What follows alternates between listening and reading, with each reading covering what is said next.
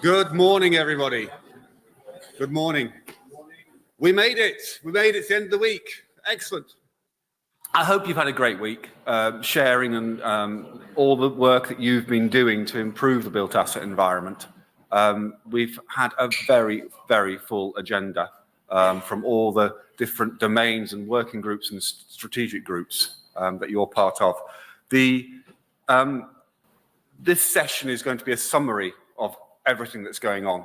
So you're going to be hearing from a succession of people this morning that are representing your interests. And I think the thing to bear in mind is that, you know, when you receive your membership fee from Building Smart International each year, when your budget holder, your boss says to you, why am I signing this off? Why am I paying this check? If you say to him, it's the International Friendship Club, they have great summits and great parties, it's probably not going to get signed.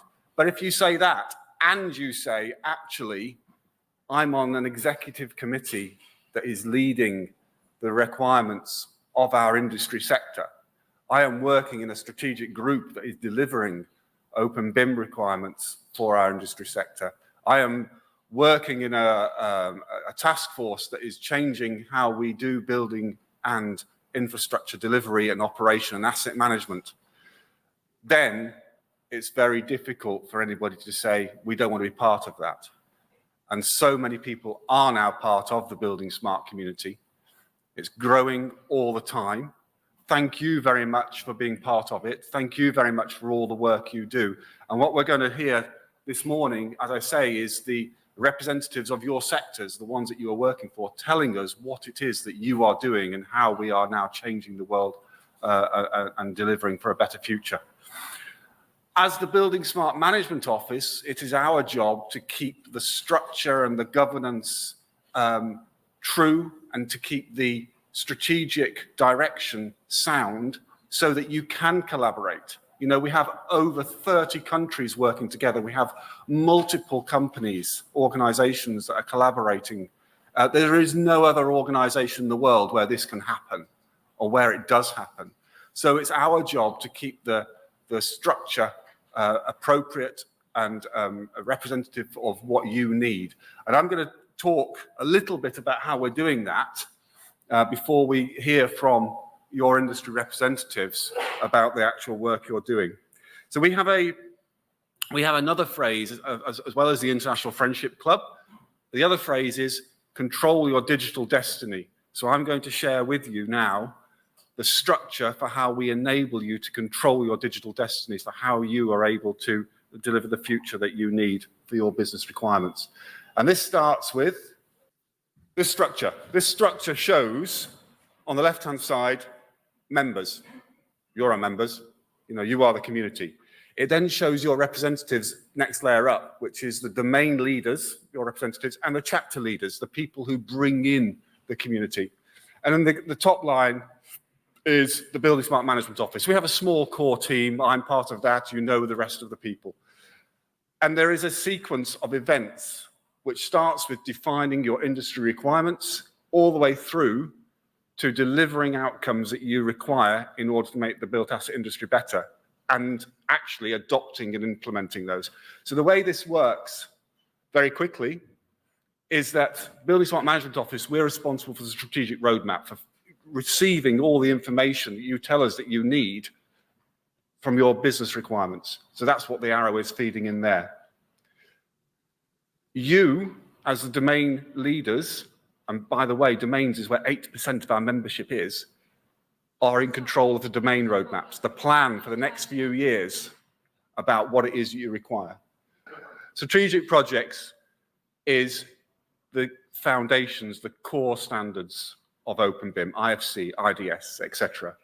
And we are delivering those with your input to make sure that you've got a sound foundation for the things you want to do. The domain program and the compliance program for education is where projects to deliver the industry-specific requirements are taking place. And you are delivering those with our assistance, but you are delivering those. And the domain roadmaps obviously feed the need for those project plans, and the strategic projects, as the arrow shows, give you the core basis in order to deliver them. And then there is the question of local implementation, where you can go back into your workplaces and actually implement open BIM processes. So, very quickly, just summarizing, that's the structure, as well as setting up the strategic plan and the strategic projects. The membership fees pay for this core staff team, which also have the administrative support functions. So we do the maintenance of the standards, we do the maintenance of the services, such as BSDD and the use case management service, and we look after the administration on your behalf. Now, the other thing to bear in mind is that this is a very broad industry with many, many sectors. So the way that it's now structured with these strategic projects at the core, the generic ones, allows us to mass customize so that you can easily and quickly provide open BIM processes for your particular industry sector. And that is something else that we're going to talk a little bit about in a moment, about how we're doing that.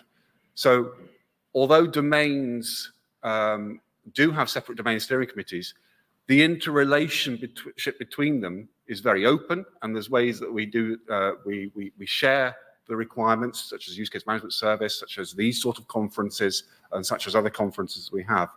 But the basis is that we can now be agile in delivering open BIM processes for the different industry sectors because of this structure that's now in place. And then just to put this in a slightly different way, not everybody has to be an open BIM expert. As industry representatives, some of you are. Some of you are very coherent and very good at the computer science behind all this.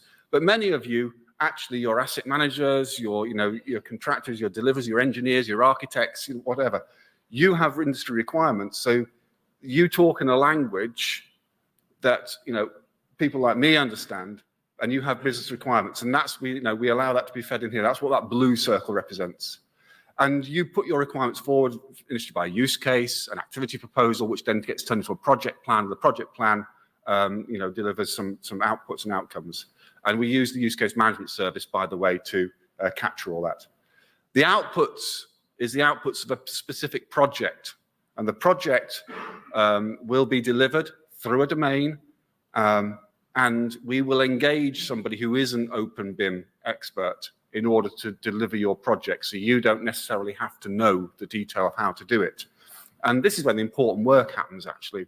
So these outputs are things like the BSDD update. It's about creating IDS files. And we are creating a procedure, a tool to allow you to be very clear about the sort of things that will happen in the project so that you end up with good, robust, quality outcomes each time that you can take and use, and that your software companies can adopt into software. And these outputs will be turned into business outcomes, and these are the realized benefits that you wish to achieve in the first place. So things like standards applied to the workplace, better decision making in your asset management, whole life value assessment for your investment portfolio, de-risking what you do, and also the education of the workforce. So yeah, in summary, this is the process. And we continue to be successful. We continue to deliver things. This is the timeline of what's been delivered in the last 12 months. Most significantly, in the last 3 or 4 months since I last spoke to you, we've had contribution from the product domain, and we're going to hear from the product domain shortly. We've had activity proposals from the electrical domain, 2 of those, and you'll hear from those as well. But also IDS, the information delivery specification standard, one of these core standards, which will, forms part of the strategic projects, is now has gone out for voting to you in the international community as part of the international consensus to be a final standard of building smart, and that's a significant achievement. The projects, this is the current project list. We are very grateful to our sponsor organizations who provide additional funding to deliver the projects. As I said, we put a project team on this. It's done through contracts so that we end up with good quality outputs against strict timelines. You can see that there is opportunity still to fund some of the projects that are in the initiation stage. So if any of these topics here are of interest to you and you wish to participate, you can see them. You can see which of the domains is controlling these projects by the icons on the right-hand side. You can see the level of investment that's already achieved, and you can see the title, and you can talk to us at any time about the project plan for each of these things. We have put out a call for participation for a new industry sector, which is water utilities. We had a meeting this week, which was successful. We had about 20 people in the room from different water utilities. If you wish to participate in that, scan the QR code, have a look at what it's all about. There's a white paper already published which talks about the vision for this domain, and get in touch with us. And then these are the people who are leading the industry sectors, the domains on your behalf. These people are all pro bono. Many of them are in the room, many of them have been here this week, many of them have been leading on the sessions that you've been attending, and you'll be hearing from the chairs of these domains very shortly. As you can see, we've got 10. I was counting the water too soon. We've got 10 current domains is active, as I say, representing all the industry sector. And we collaborate. So the next, and this is for the domain leaders, by the way, date for your diary.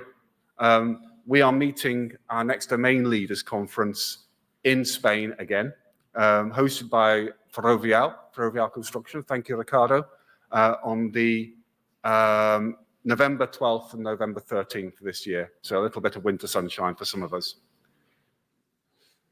So thank you for your attention. We're now going to hear from the domain leaders, and I'm going to invite up first, who's on first down? Just remind me. Eivind from the railway domain. Welcome, our most recent chair.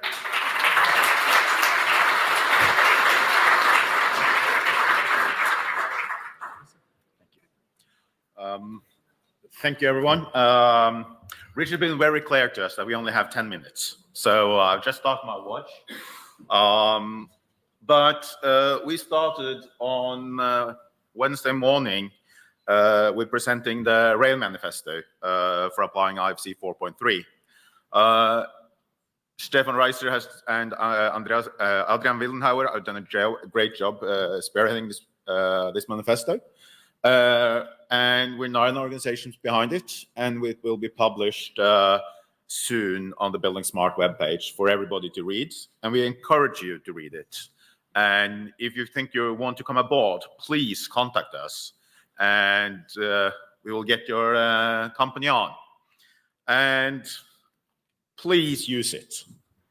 If everybody starts using it in the railway industry, we will work together to implementing Open BIM for the railway industry. We continued after lunch with a roadmap discussion. The railway domain has just finished a phase 3 of implementing IFC 4.3, and we need a roadmap. We started with a short presentation of what the infra domain has done, and then we had really good discussions. We ended up with 17 topics in total that are of interest.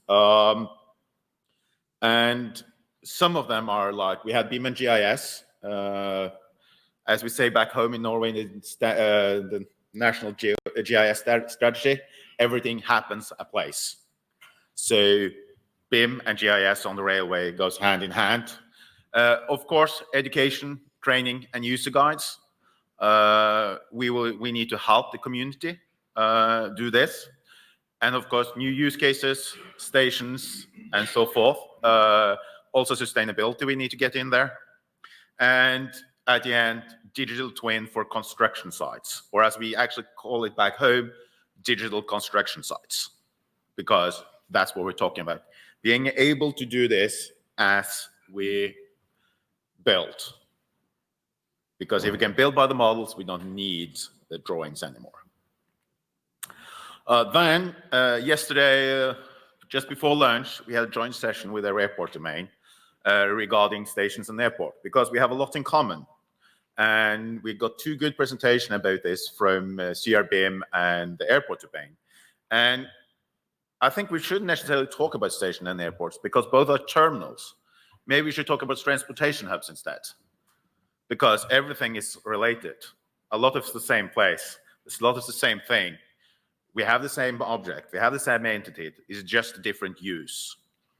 And with that, we had really good discussion. And I think everybody agreed that we should use BSDD. We should extend if necessary, if we can't find entities that we can use. But what we also was brought up by CRBIM was the use of a shared element data schema. In this picture, we have two displays, one for railway and one for airports. It is the same display, different usage. At the same time, they have to have structural integrity by where they're positioned. Most likely there's some architecture into it. We're talking about communications line to information systems that publish arrival and departure times. We have power supplies. So we're not talking about a single object for a single domain. We're talking about shared elements between the domains. And that's what we need to think about. A transportation hub isn't one single domain. It's a multi-domain entity. I think that sums up pretty much what we've been doing for the 2 last days. I really want to thank everybody who presented, everybody who attended, and everybody who participated in the discussion. And we will start. We won't wait till the roadmap is done. Some of the topics that I mentioned, we will probably start as soon as possible because we can't wait. Thank you.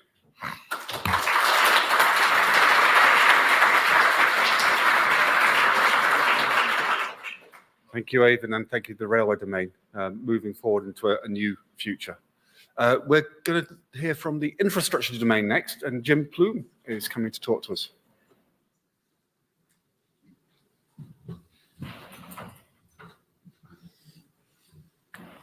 So our chair, Tina, had to leave this morning, so you get me instead.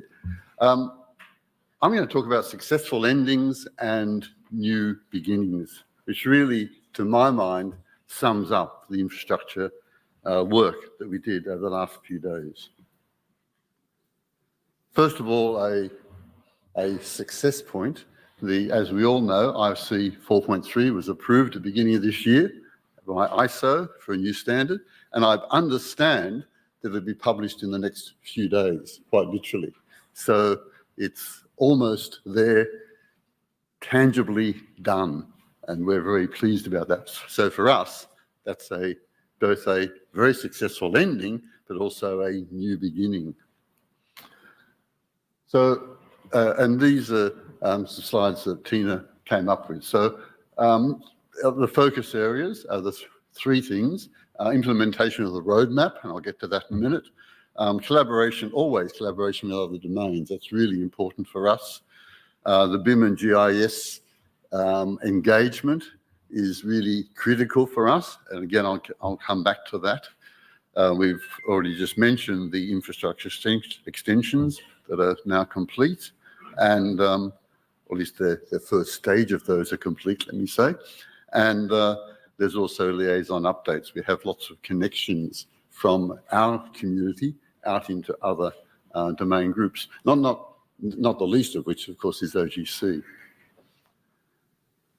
Our first session, our opening session, was about new beginnings and endings. So on the left there, we actually have published a document that paves the way for our engagement in the Asset Operations Handover Project, and that's now was presented to the community and it's available for download. We had Mark talk about the work that's going on with BIM and GIS or geospatial, and we had Haijiang talk to us about the upcoming project on ports and harbours, which is still under the domain of the infrastructure domain for the purposes of running that, but it'll run in parallel, of course, with the maritime domain. So they're all exciting beginnings and endings. Coming out of the roadmap work, we have a number of working groups that have been identified, and we've had people over the last, since Lillestrøm, sign up for those. And so we now have a number of working groups that are ready to start to operate, and we've highlighted them there. And we then had a dedicated session to establish those working groups. And I tried to capture that with this slide here.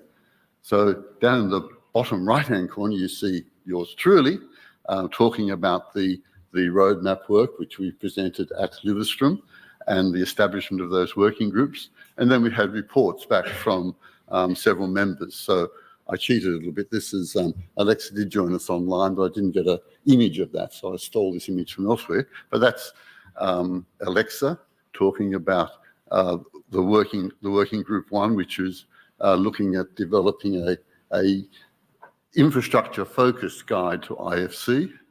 We had Mark again giving us a bit more detail about the work in the BIM geospatial domain area, and that's it. Oh, and sorry, and who's that? Sorry, Mirbek talking about the BSDD, which is we need to be more skilled in our domain in using the BSDD. So that's another beginning for us.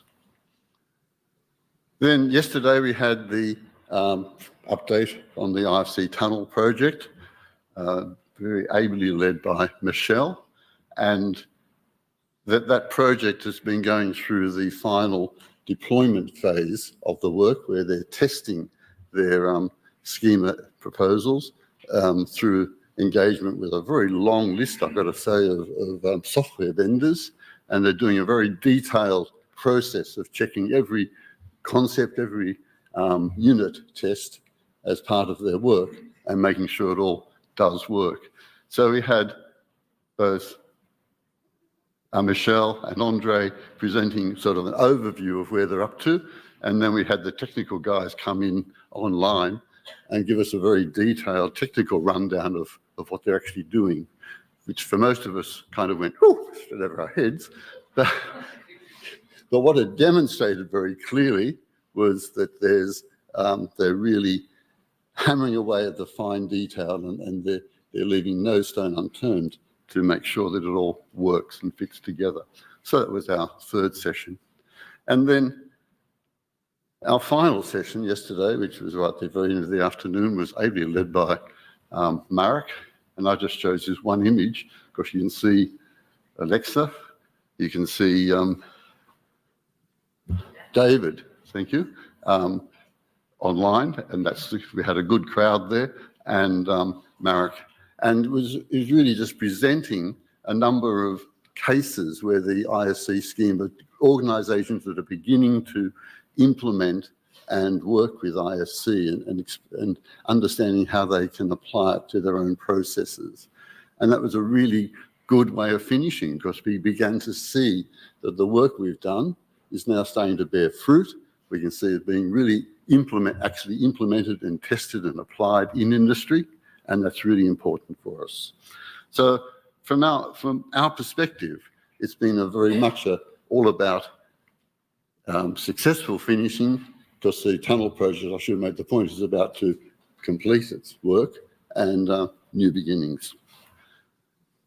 That's us, the steering committee, or missing one member who we don't know where he was, but it also says to me another new beginnings, because one of our members, Marion, has been away on maternity leave and is going to come back very soon. And note that she's added to our new generation of infrastructure experts.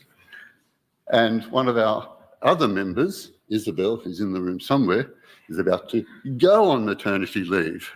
So she's also contributing to the new generation. And so for us, infrastructure is moving forward under heavy steam, and we're very pleased with the outcomes. Thank you.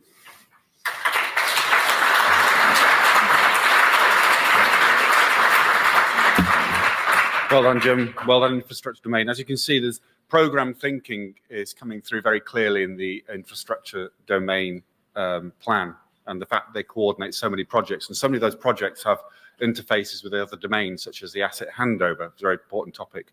And we've got the residual of the IFC extension work, which in future that would be done in a strategic project, but with the tunnel work concluding, that will be the extensions of infrastructure complete. BSDD has been a big theme throughout the summit as well, the application of BSDD. I think we'll be hearing a bit more about that. So we're going to call on David Ivey from the building domain. Are you ready to go? Yeah. Excellent. Perfect. Does this work? That works. Now. All right, thank you. Thanks to the Spanish chapter for helping to put on a great event. I did want to call out Rob Roof. I don't know if Rob's here. He might still be out celebrating, but he's going to do this, but you know how shy he is. So, yeah, we had a few tight and really good sessions, I think, in the building room.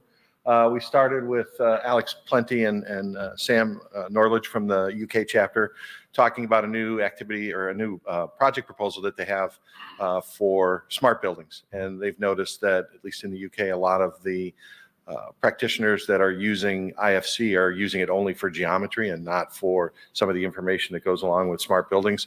So they've developed additions to the IFC schema to go ahead and map to a lot of the common elements that they're using in smart buildings. And so we had a good session, good feedback. Sam did a good remote presentation. So I highly recommend that you check this one out online later. The next session that we did was sort of a play, if you will, in 7 acts. We had people from the steering committee take on the roles of various actors throughout a particular project related to building energy efficiency. So Rob was our client and had a set list of things that he wanted for a little villa by the sea, a little vacation getaway. And then we walked through the entire process with Jorg, who was the architect, doing some architecture stuff for him and designing his place, and then using IFC to write that information out and have the local municipality, who was played by Nick Nisbet, look at it for code compliance, and then energy compliance with Jan Anders.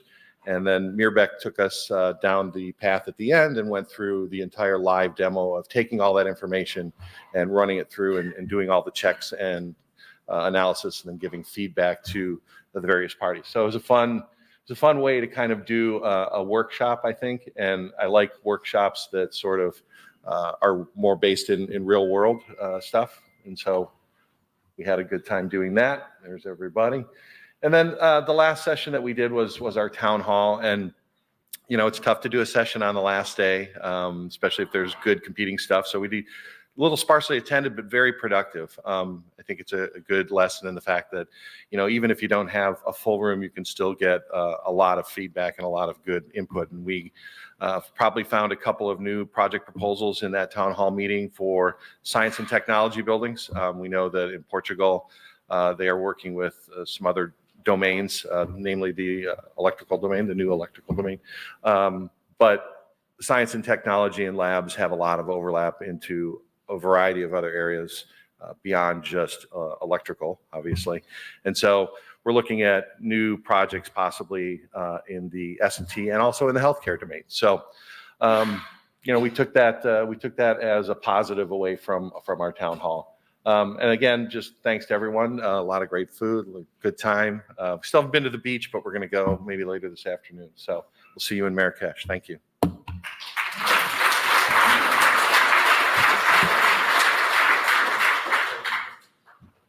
Great, nice and succinct. It's going really smoothly this morning. We'll invite Endo-san, Ken Endo from construction domain up. Hey, Ken.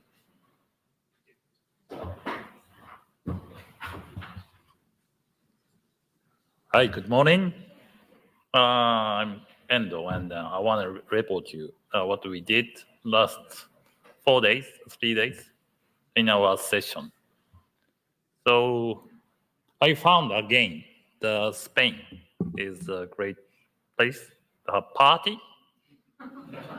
and also holding the BSI summit. So I really enjoy your hospitality and then mood, atmosphere here. So let's start. We had 3 sessions, and 2 the use case session, and 1 topic discussion. So first, the CD1, we have the use case session. It's user of Excel Consulting, and then CEO Berko Yannick, the host and the facilitate those the use cases. And there are 2 companies, user companies from India. One is L&T Construction. It's one of the biggest Indian infra construction company. So they present first pitch, and next one, the Ferrovial Construction. They contribute to this summit, through this summit greatly. Thank you for Ferrovial, and then thank you for Isabel and Victoria. And yeah, they are the presenting. And then the first one, L&T, they are the very big infrastructure company. And they run many, the number of construction projects. The total active project is 555, and design build 215. And 4D and 5D, it is using the Bekboliev technology. So many the 4D projects and 5D projects are conducted under their project. And next one, Ferrovial, is the Spanish construction company, as you might know. And they propose us this diagram. And then in the design phase and the project management phase, they use Bekboliev management there. So after creating the BIM model, they put all those data into Bekboliev to have some integrated solution. And they are some use cases of the quantity takeoff and model takeoff. And the next one is the CD3. And then we have 3 presentations from Asian countries. The 2 from Japan. One is the Shinryo Corporation. It's MEP giant in Japan. And Mr. Yachi present. And another 2 presenter is from Tohoku Institute of Technology. And Professor Shu presents a very lightweight BIM system for duct design. And last presenter, Mr. Keun from POSCO, from Korea, made presentation of the use case of BIM safety management. They said 8D. So first, Mr. Yachi present how they calculate CO2, total CO2 from the project. So it's very simple, quantity and summation, the basic unit number. But underneath this one, they connect all those information with Uniclass and the database of CO2, and then calculate much easier than before. And then Mr. Yachi present and they emphasize that this kind of efficiency should contribute to the environment too. And next, Professor Xu also conduct very lightweight the BIM model. And then it can be run by the very light type of PC. And my question is, many of you have very hard, big PC with you every time. So BIM person always road warrior. But if you use this kind of lightweight system, we can have just small part, is my dream. So next one, POSCO, also that provide us why they emphasize the safety. And then they should think about the safety should be another pillar of the BIM. So it means the 8D BIM. And then they propose us many sample. So if you are very interested in this area, please contact them or the access to the presentation. And next is a topic discussion about regarding UCM. 3 of them, including me, present. So last summit, we proposed this use case model. So in between input and output, there should be use case, and it will be some kind of digital service. So we elaborate this model much more in this summit, and then search in the website, and then here from ChatGPT. And the answer is this. 8 functions should be implemented in the use case management in software industry. So we should think very keenly how we adapt this 8 to construction domain industry. So we categorize the 3 steps, the UCMS 1.0, 2.0, 3.0. And then I write down some characteristic of those steps. So first step, it's just the uniform data and the format, like digital archive, so you can refer easily from website. But the next step between 1.2 and 2.0, there should be some kind of communication, such as SNS forum and multimedia or multi-device adoption.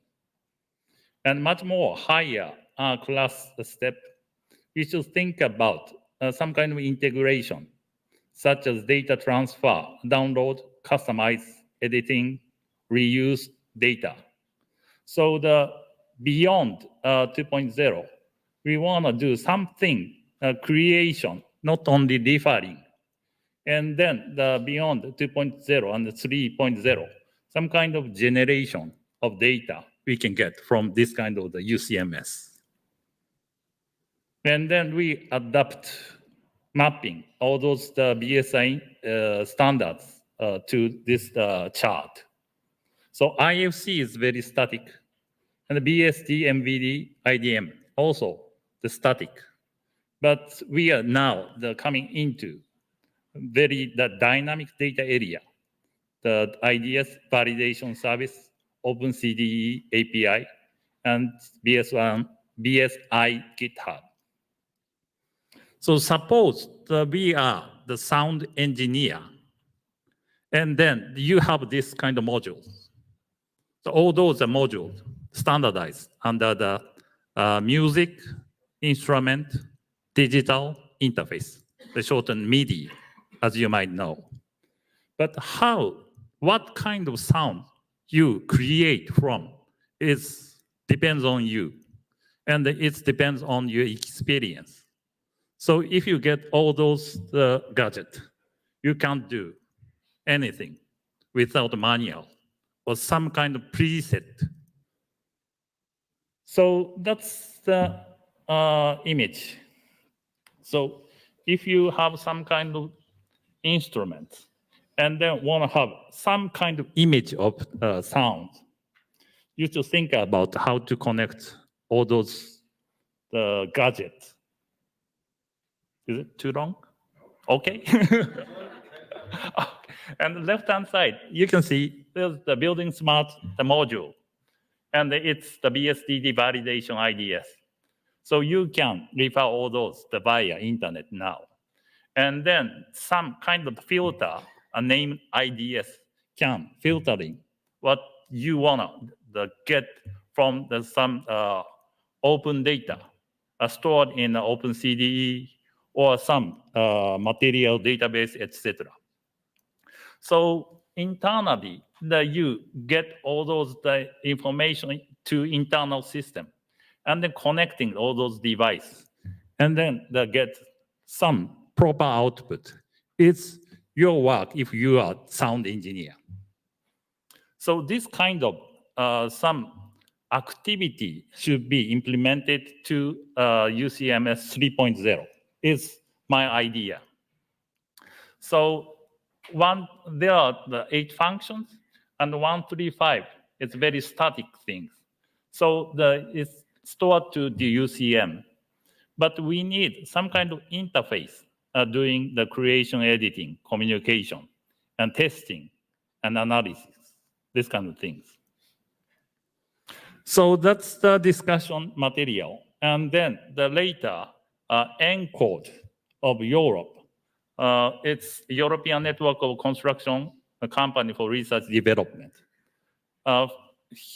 Winfred presented, and then also the Konstantinos, our steering committee member, showed us their discussion on the white paper of the UCMS.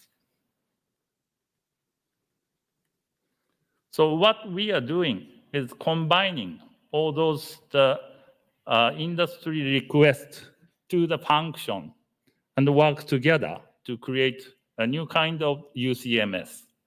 So Swiss chapter and German chapter run a very earlier stage, and then we wanna contribute them very much.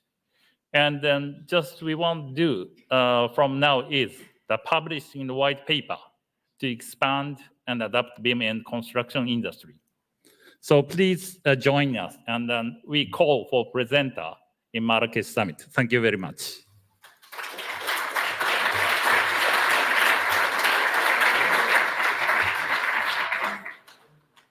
Thank you, Ken. I love your analogies. You surprise us every time. And that was another new one. There's a lot came out of that, I thought, again, to do with this business of sharing across the domains. I mean, we always said at Building Smart International that part of our mission is to do 2 things. It's two high-level things, which should increase the productivity of the industry and do that in various different ways, and to increase sustainability. And that came through very clearly in that. But also this analogy of, you know, working on the core standards of IDS and IFC, but then using IDS and using BSDD within the domains, I thought was very, very good as well. I'm going to call on now the airport domain. So Arisca, Droog, and Gerard van der Heer coming up. Hey.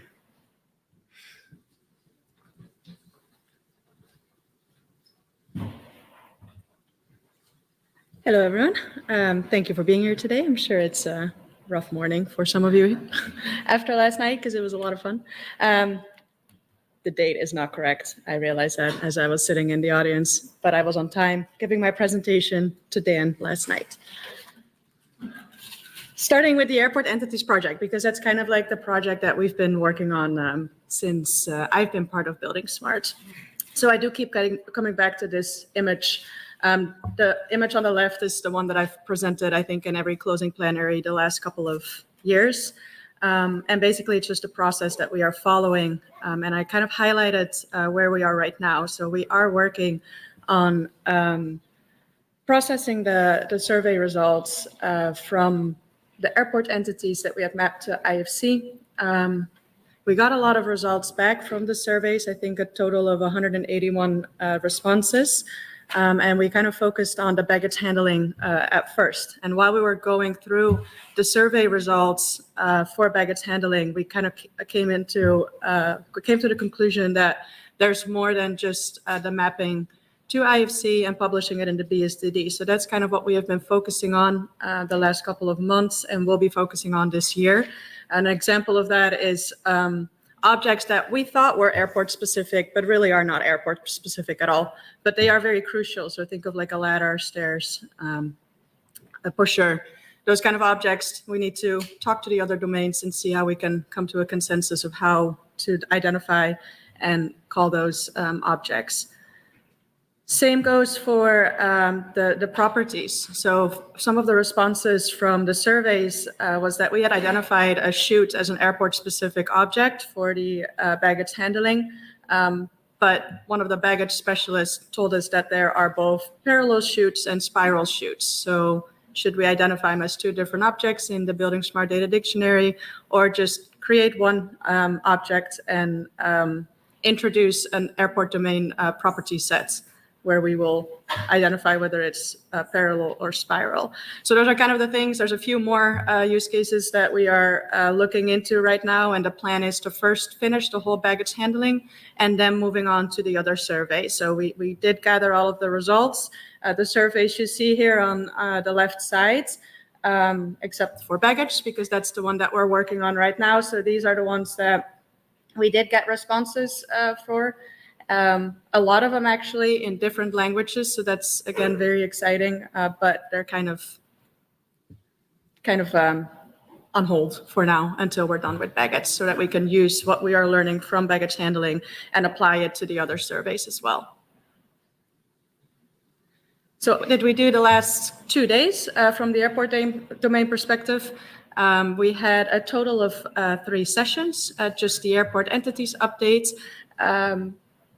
But at the same time, we kind of split that session and got a presentation from Guangdong Airport Authority, which was very, very impressive.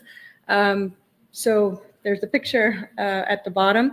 And we are looking forward to collaborating more in the future with them, which is it's a pretty big deal for the airport domain. It's a small group right now, and we are looking for more airports to be joining. And so we are very excited about this next step.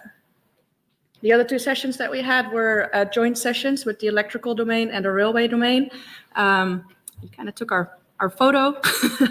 It's the same one in the left corner. Basically just showing the importance of collaborating with the other domains, with other airports, with anyone working with BIM or OpenBIM, and get them involved in the process. So Gerard will tell you a little bit more about the sessions that we had with the electrical domain and the railway domain. But they were good. They were very exciting, the electrical domain as well. A lot of good discussions, a lot of valuable input that will be used for the next summit in Marrakesh. So we're looking forward to it. So, and I'll expand a bit on the shared sessions. I was just a compliment that you took the picture, because that was the picture where we came here to Valencia. Thank you very much for the perfect organization. But we came there with that image showing that we have to collaborate. Last year we came with a question, why? And now we came with a question, how? So we showed that we need to collaborate. And the 2 sessions, or the 3 sessions, the one with Guangdong, which, as Arisca said, we were quite impressed. But the other 2 sessions with the electrical room and with the railway room were, as to call it, inspiring, because this was what it's all about. The electrical room, we came to the conclusion that all entities used in the asset domain aren't possessed, owned by one domain. It's all of us who use them. And we came up with some kind of a use case to see if we can collaborate with the electrical room, to see what is the life cycle of one element, who is providing, asking for information during the life cycle. And that can determine that we have to collaborate even more on an other level than we are already doing. The second one we had is with the railway domain, and we came to the same conclusion, because what's the difference between a railway terminal and an airport terminal. There's not much difference. Why should we have two domains? And there is an answer for that, because that is in the industry. You look as a railway terminal owner in a different way than you look as an airport owner, but still it is quite similar. So we came to one conclusion: maybe we should use a domain shared entities. That means that there are entities not only for airports or the railway, but they are shared with multiple domains. So maybe that will be a start, and there are all kinds of uses. You can see these elements are used, they are asked for, they are information-wise asked for or provided. This is, I think, the way forward to collaborate even more than we do up so far. Thank you very much.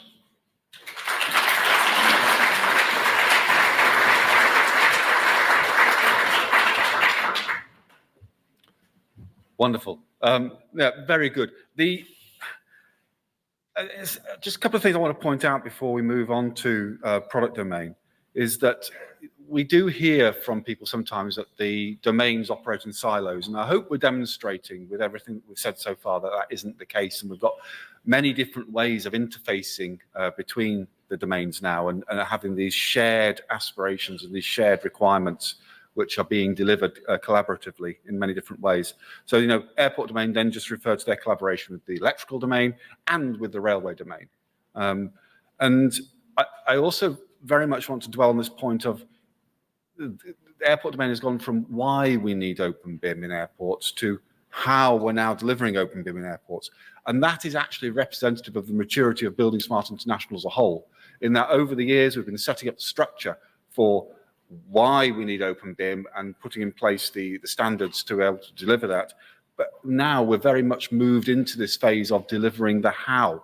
And we're hearing today, this morning, about how the BSDD is being used, how the IDS is being used, and so on and so forth. I just want to also reflect on the fact that this airport domain is a small group.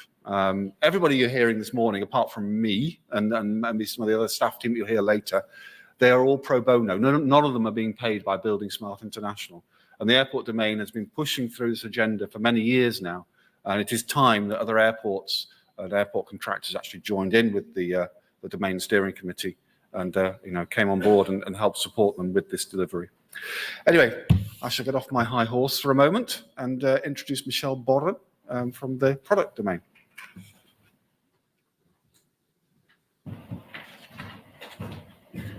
Thank you, Richard. Hi, everybody. I have to change my presentation now because what I heard from the other presentators now, I think I have to improvise a little bit, but it's fine. What was interesting that we heard, for example, now from airport, but also from railway, that there are multi-domains. It is interesting that you do not build with products because the product domain was never mentioned. But it's the interesting part on our side, and we tried to a little different approach this year in the summit, that we didn't want to talk a lot about technology, IFC, data dictionary, and so on and so forth. We talk more about processes, regulation, and perhaps even vision strategies, concepts. And we tried to go more in an outside-in view and not in an inside-out view, what we quite often do. So one part is then that probably most or a lot of the members of the steering committee were really in action in our sessions. And we had 3 sessions where we tried to have a look on the same topics, but every time with a different angle on the topic. That was quite interesting. So then we had really quite a lot of speakers, quite a lot of topics, but always a different angle on the topic. So many thanks to the team first that contributed here. It was a very relaxed summit for me because I only had a very, very small part to present. So that is a little bit the approach we tried to go. that we said, well, if you talk about products, product information, the flow of information and so on, that on one hand, you have really the life cycle stages of built environment is an important one. And there we see that we have to broaden up with our view what are really the stakeholders in a building and construction or in the life cycle of a built environment. We quite often talk about design and build. We think that's not good enough. Well, of course, because we represent a little bit products, the manufacturers, but it's not only the manufacturers. It's also about procurement. It's about e-commerce. It's about logistics. It's about engineering. So we have a lot more stakeholders in the process and really have to open up our minds and think about what kind of processes do we really have around design and build, and who are the stakeholders, and what kind of information is requested or required in different stages of the life cycle of built environment. Then, of course, we look at the product life cycle itself, and especially nowadays concerning circular economy, where we talk about performance of products, but also sustainability, security, track and trace of products. And that leads then to regulation. That's currently in Europe, but a big topic with the revision of the CPR. And there we have also a little bit a different point of view than other presenters in the past that we say, but this is an opportunity. It's not a risk. It will help because it will give us some clarity. Not all, we'll also open up a few other questions, but some part of clarity we will have. Then also the obligations that manufacturer will get out of the regulation, that's not a risk, it's an opportunity. Because also they get some more clarity. And then, of course, underneath, you will need standards. And that's great for building smart. Last but not least, another topic where we think that is quite often not really recognized, that products, or in the end, then if you talk about an as-built model, that is only a small part. You start with a specification, and that is not product related, it's product independent. And probably the biggest amount of data information you have in a project is in the specification phase. And if you move then around the processes, you see that you have a lot of information that you need in the specification phase. This is not required anymore later on. But eventually there are other parts of information that are required later on. So in operation, you need other information and only partial information for specification. By the way, if a product manufacturer is out of the market, or if a product is end of life cycle, it doesn't help you to have the information about the product. You need the specification.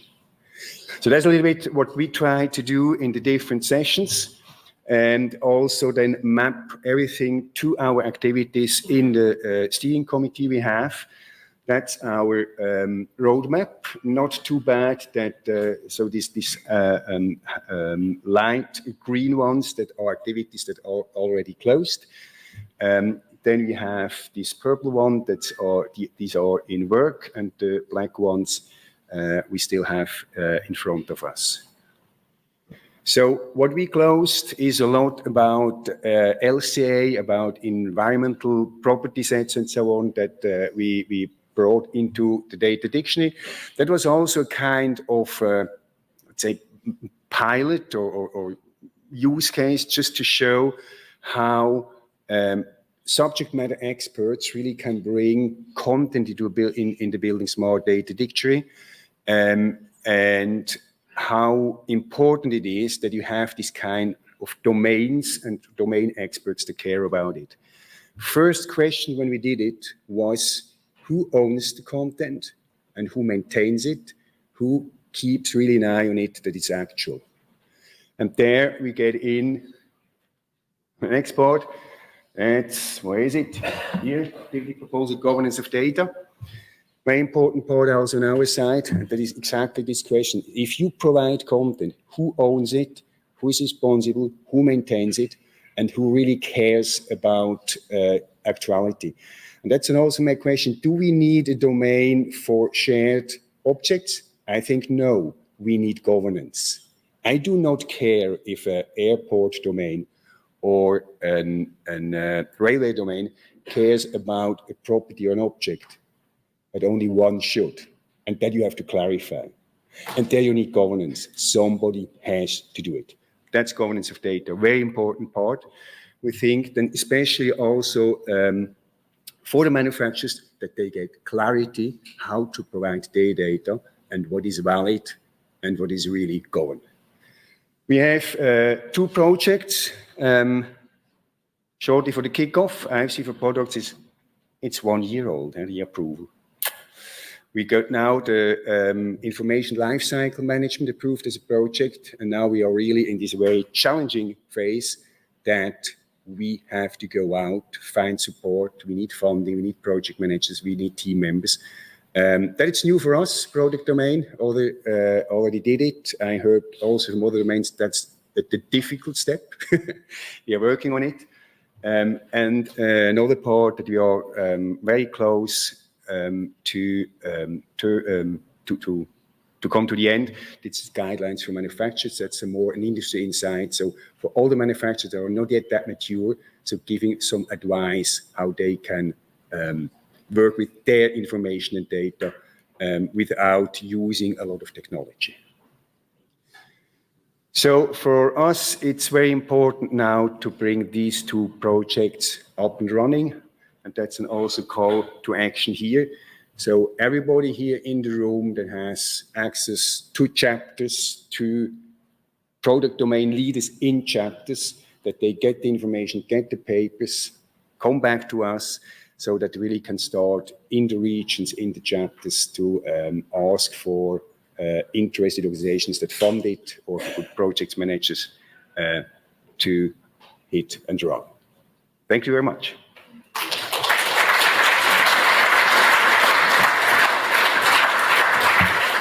Thanks, Michel. Yeah, some really good strategic program management thinking in the product domain. And, you know, it's the first time we've really heard today about the circular economy, but it's a theme, this sustainability theme that's running throughout all the domains. You know, the fact that today's buildings are the material banks for the future. The thing that you didn't mention, Michel, and this is where it may have a link with the building domain, is we've got vertical transport, lifts and elevators rather, and escalators in the product domain now. And obviously that's going to be an important part of the vertical cities of the future, so that links with the building domain. Going to move on to discussion of a strategic group now. This is another one of these topics that spans the whole community. I'm inviting Jag Mallela, who's been leading the BIM GIS strategic group, and they have just finished a white paper which we will be publishing shortly. Jag. Thank you, Richard. Very good morning to everyone. BIM GIS. I was glad to mention that I don't have to do all the heavy lifting. It's already been mentioned by the infra domain in rail. It's a hot topic, at least I found it to be, because that's what I was listening for throughout the conference. And glad to report, as Richard said, we have been working on this roadmap for about a year and a half, 2 years, trying to work not only within the Building Smart community, but also reaching out to OGC, our partners there, and happy to report that there is a draft out there that's been socialized within the Building Smart community through a webinar. As Richard said, hopefully it'll be published soon, branded, co-branded with OGC. Tremendous momentum there. Really, the roadmap is unlike other efforts that try to bring these 2 information domains together. That I think we intentionally tried to lean heavily on user orientation in solving practical problems with the help of it. Yes, it may fall short on the highly theoretical treatment of semantics and semantic alignment, which we are very aware of, but the group decided to first start with what problems we solve and then move into creating some practical toolkits, through these ecosystems, solving the other challenges related to data and information modeling as we go along. Obviously, many of you are here who participated on the roadmap development. Mark is here. I see those of you who are in the room who have been a part of this. Michel, I've seen him yesterday. Eric, plenty of you contributed to it within the Building Smart and also OGC communities. And thanks to all of those people and their contributions. They're battle scarred. They've been through this journey before. So I think all their lessons were very important in trying to give this a practical orientation. It's not really geared to suit one audience. It is a general roadmap that suits the community of users who want to bring these information domains together. Some of the objectives are here. I won't go through all of that. I just want to emphasize the fact that we do want to get started soon, using low-hanging fruit essential use cases that are challenging, that are big enough and broad enough. We're not talking about small data exchanges, but a group of exchanges that fit within the broader umbrella, and try to solve them in a generalized way and to provide toolkits to the communities, and demonstrate the use of open standards, through that process, and the power of open standards in communicating to the technology providers. As I said, the status is it's in draft shape. It's been shared in some form. We did have a webinar through Building Smart February 22nd. There is a meeting, GeoBIM Summit, the 128th OGC member meeting. As part of that, there is a GeoBIM Summit focused on built environment. We've been invited to present roadmap findings there and also interact with the OGC community. So I'm excited and looking forward to being there. I think, Mark, you're there, you're not there. So I'm there virtually, or one of my colleagues will, and I think we'll get very good engagement there. The key things that I want to emphasize as it relates to what happened here was, I think one of the big things that we wanted to establish was tap into the communities of Building Smart and OGC to drive the roadmap actions further. It's called Group 2 of our activities on the right-hand side, really to get some excitement going. And Mark Goldman really led an effort, which I'll summarize in a little bit, on how we got started. I think we had a great rolling start on that. But I think the summation of the roadmaps, if you can think of it, is we want to take the essential use cases and go through an agile development cycle. So anybody who knows agile development recognizes this, that we want to take a use case that's broad enough, where the communities need to come together, the technology providers need to come together, and we start working on integrated requirements for BIM and GIS. It's not one or the other. Integrated requirements to deliver the exchange of information, and develop a toolkit, around how to specify those requirements in contracts, how to actually make them come alive in software tools, which standards, providing guidance to the technology providers on what standards to implement, specifications on the API services to exchange the data, and so on and so forth. So hopefully this will take off once we have our ducks in a row.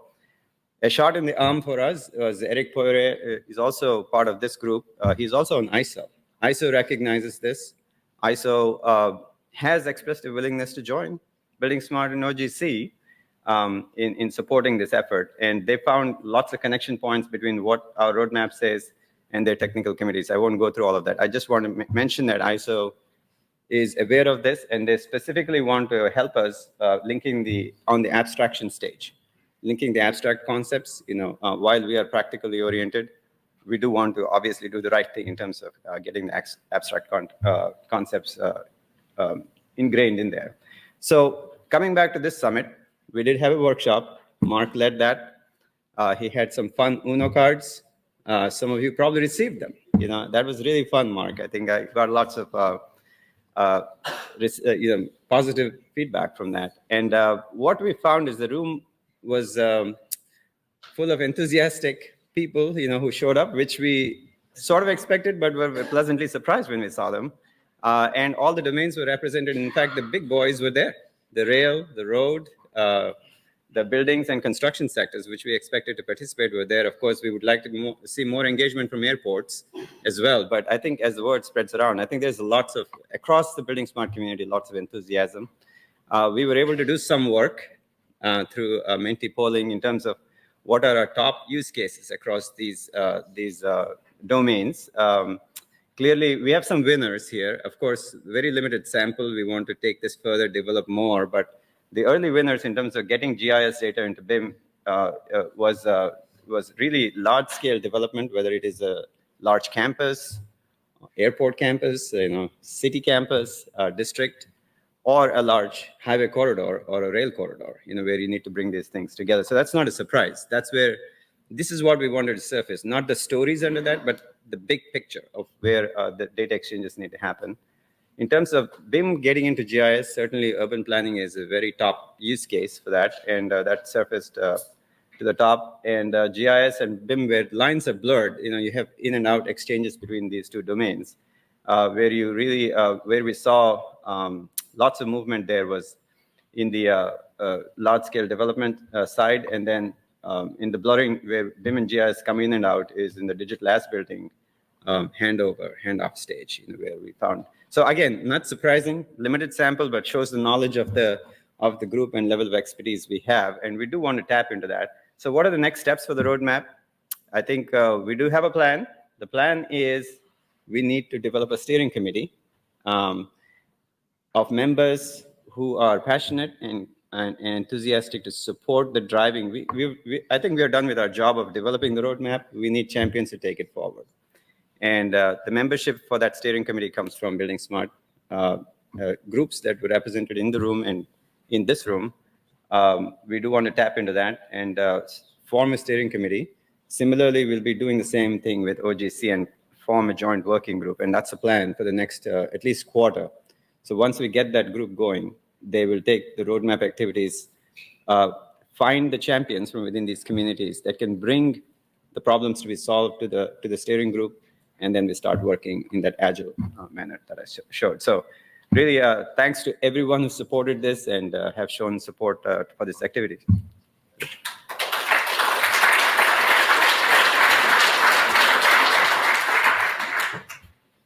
Thank you, Jack. I mean, that paper is super important, and it's going to be very well received when we publish it, I know.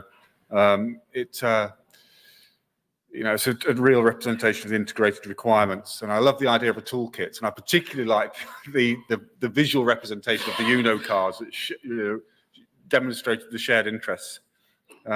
This, by the way, many of you will remember the IDBE working group that ran for many years. So just want to acknowledge those people from the infrastructure domain that was the start of this process, and this new roadmap that's going to be coming forward on BIM and GIS. Right, are we loaded, Dan? Yep, okay. Haijiang, I'm asking you to come up next. We're going to squeeze one more in before the break. So Haijiang Li is going to talk to us about the maritime domain. Thank you, everyone. I won't take long before the break. And also thank you for the last speaker. We are new domain. We were not included in the survey. Not yet, so we're the 10th one, okay. Okay, so we did our presentations. It's not easy to set up this new maritime domain. The journey started back from Rome, and then we followed on in Leistrom, and here we are in Valencia. And take this opportunity, thank you for Building Smart International, Building Smart Span, for having us to here, lovely space. And I love the beach, I love the food everywhere, so possibly come back for holiday. So we signed the deal, then we are going to do it. And so this is the 10th one for maritime domain. So we started the session yesterday. We only have one session. So we are growing our sessions for the next one, next time. And these are the potential projects and scope that we are defining now. None of this has been finalized yet because we are so new. So we are discussing with our steering committee member, and actually we are also recruiting more interested parties to participate in this new domain. And we're working on this charter. So we have this draft version with help from our committee members, with the technical team, and it's under draft version now, not yet sending out. So it will be soon published on the website for wider adoptions. This is our roadmap. we also start to follow it on. Thanks for other domains for sharing their information resources that provided by Richard. We have several pre-meetings to discuss this roadmap. And that is currently we are working on. The first project for us is immersed tunnel. We also presented in the yesterday session. And we also start working on the activity proposal. So this is the beginning stage for any project proposal. We need to start with activity proposal. And there is also under working draft. And we are calling more interested parties. So this is a new domain, but the 21st century is about blue economy. So ocean engineering, maritime related, that the loads of the fortune embedded there. So we need to take this opportunity to ask for interested parties. So those are the three potential interested parties that we have been contacting with. Laminar is a new setting up in London. So they do large scales of this industry consultancy with regard to using BIM, digital twins to manage construction projects. We've also been talking to X-Links, it's another UK company. They are specializing on undersea cables, cable manufacturing, communication cables, fiber cables, cables need to be everywhere. So because they feel there's standardized case for them to actually place their cables without infrastructure, without buildings, without maritime infrastructure. We've also been talking to Sweden, Sintaf, and there's a research organization. We have been talking together with regard their technology. They do sea farming using digital twins to monitor the quality of the water and the sea and the fishing systems, the floating infrastructure. It is actually a quite combined integrated systems. So there's potential case study come from them and potential partner from there as well. Then we introduced our first project. It's called Immerse Tunnel. We're following this standard development procedure that we have been doing with infrastructure room. This same team, we also finished the Port and Harbor project stage 1. So we have some experience supporting from infrastructure room. So we're now going to using that to further this second project we're working on. So this is our timeline. It's literally about 2 years' time. We're thinking to speed up to keep aligned with the existing IFC tunnel projects. But maybe it's not possible, but we're trying to keep it up. Maybe we can get this new development standard to be included in IFC 4.4. Yeah. And work packages, those are the work packages that we are currently setting up. We're beginning with the requirements. We're talking about taxonomy, definitions, meronomy, and properties. And we work on WP3 is modeling.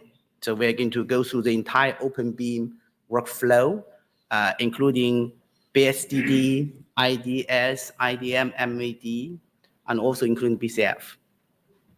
And those are the documentation, and those are the final, including everything together. We also do the final testing and deployment. So altogether, we're planning to have it in 2 years' time. And we're also asking or preparing for the new set of user cases. And this is another one, is offshore extension from Monaco. Yeah, this is provided by Michel.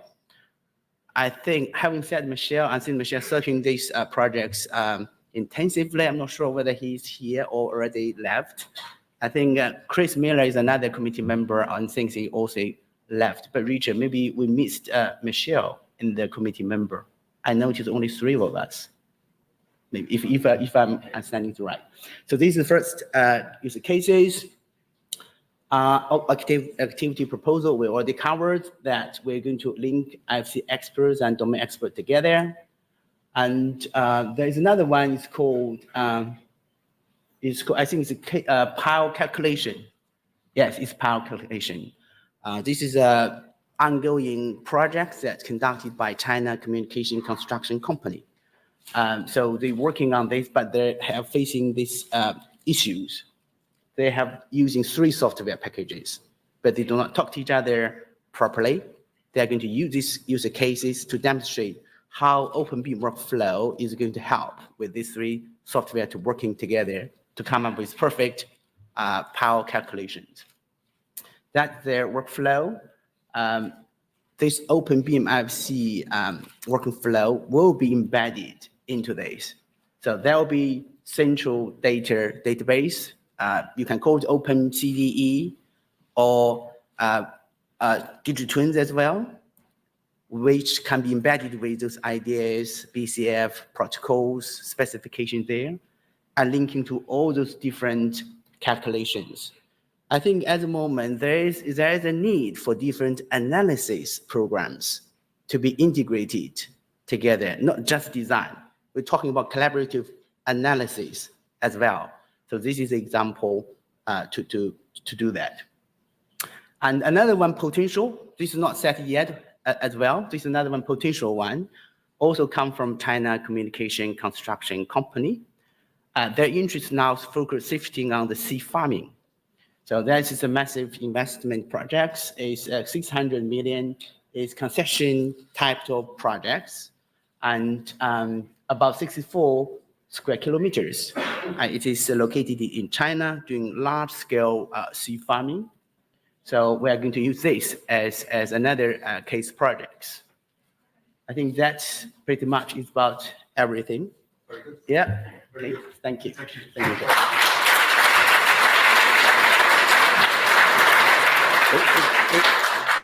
It's always really exciting setting up a new domain. And that was a very good illustration, by the way, of the Building Smart International process and how it applies. The blue economy, as you can see, it's bringing a whole new dimension to the Building Smart community. So we're very much looking forward to getting stuck into that. Right. We're going to start off with a report from the electrical domain. I'm asking Bertrand Lac to come. There you are. Okay, away you go, Bertrand. Hello. So, what about the electrical domain this week? A lot of contacts, a lot of discussion, a lot of good presentation, a lot of answers, and maybe more questions now. So I will end up with questions. One, again, lesson learned. We didn't really learn from last time, but once again, don't do a presentation at the same time at the BSDD if you want to have many people. So in a nutshell, we had some interesting sessions with the airport. I will not bring for the 3rd time the rail display, the airport display, and saying to you, hey, by the way, it is an electrical device as well. So one action item we had, for example, with airport domain is to work on the entities, point number 1. But point number 2 is also to work together on the alignment and the touch point we may have on the different workflow. Again, if I take the example of the display, maybe the display is not a critical item and can be added as an electrical load later in the workflow, but if you have a bigger or more important electrical item, like take a boiler or I don't know, maybe it's much more important to integrate it much sooner in the design workflow as an object. So this is the first thing with the airport domain. Good discussion also with the T&D, transport and distribution domain, you know, the highest voltage part, where in terms of questions, as I said earlier, many answers, but many more questions. One of the questions is, okay, it's good to have 3D object, but what about the functions? What is not visible, but what is actually very important for the control and the management of a network. Third point, I hope next time we will be able to see the E-class classification in the BSDD, and hence being able to have the E-class properties and classes in the IDS, because for us, for electrical staff, E-class is quite important for us. Nice demos, I mentioned that. And I will end up with one question. What is the difference between an IFC and an asset administration shell, something that is coming from the industry and the IDTA, Industry Digital Twin Association? Does anybody have the answer? My answer would be, there is no difference. Both are a digital representation of an asset. I will not read it everywhere, all, but both are a digital representation of an asset to describe how it is built, how it must be operated. So that's, I leave you with the question, and I wish you a good trip back.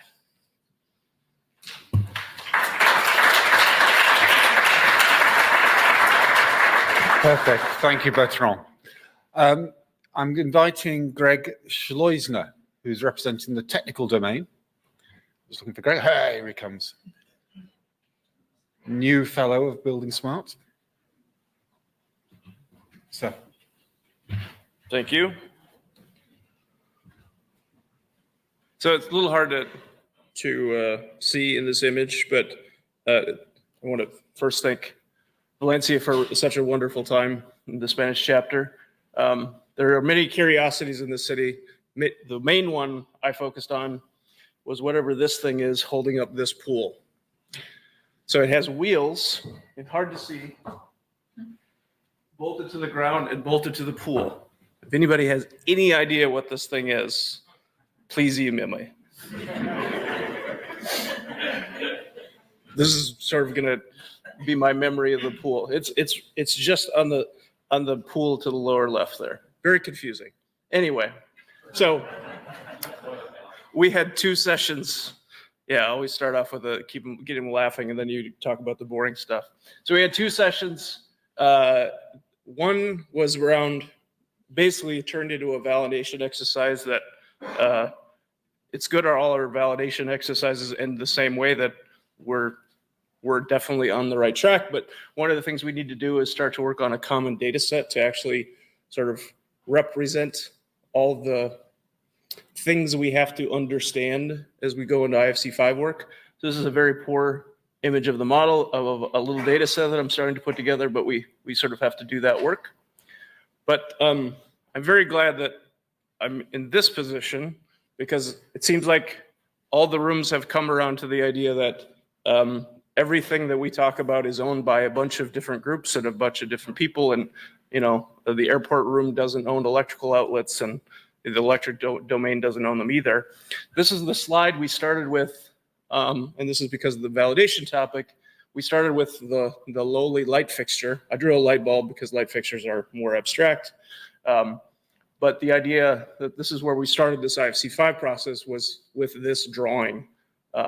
So the idea that an architect in a building context, let's say, might place it, that performance might be owned by a lighting designer, that an electrical engineer, a low voltage engineer might care about its circuiting, that a contractor might be trying to buy it and procure the actual model of the thing you're going to buy. And at the same time, this might be happening in a renovation, so we're all talking about the same light fixture all at the same time. So this is basically the scope we outlined very early, or the door looks different to different groups. Our spaces look different. This is the work we did in previous sessions. And so it was very refreshing that our first session, we basically just end up validating everything we validated as we start to make some final technical decisions. The second session was more of an exploratory one, really trying to understand what, very much in the context of IFC, not in a broader context, what we should be doing with AI, large language models, ML, and it was really meant to be a question-answer session. The correct answer could be nothing. That's very much should be something we keep on the table, but it was really to start getting to people to think through the sort of what are the technical aspects we might consider in IFC5, because we haven't finalized it at all. What are the things we might consider are important as we move it forward? So I showed examples of simple experiments. And I'm an architect building architect by training, and I support architects. So my example was, can large language models help us with geometry and these sort of things? Again, a very exploratory session, but this is an example of geometry generated as language versus what we do today, and we have a lot of complex geometry, so it's something we need to think about. So those are the two sessions. I think we are really making sure we're buttoned up and have everything documented as we go in to try to make some final sort of deep decisions in how IFC 5 evolves. So I hope by this October, we can show you some, probably not final, but sample data sets that actually illustrate the different directions we can choose. So that's it for me. Thank you all.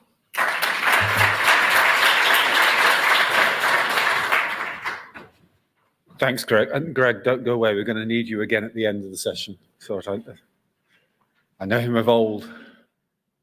Yeah, thanks. I mean, that technical domain, the engine room of building smart, you don't necessarily need to know how it works. Some people are interested in how the engine works, but for the rest of us, we just need to know it is working and we can use it and we can get us where we need to be within our domains.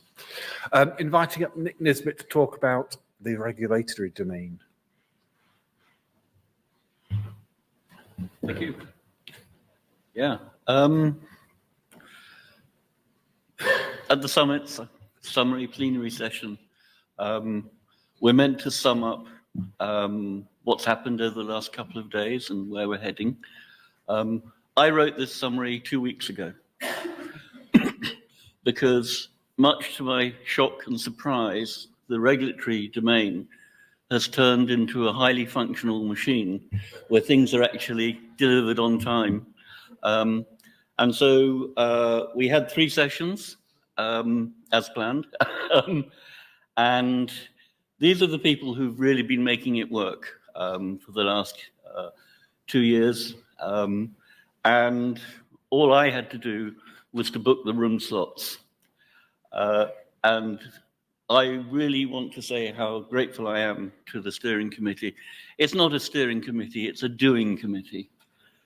So we've got an active steering committee, we've got 2 active projects, we had 3 summit sessions, and we're doing 4 open house webinars between now and the next summit to reach out to the global, not the community, the people who don't know us. We will be reaching out to them.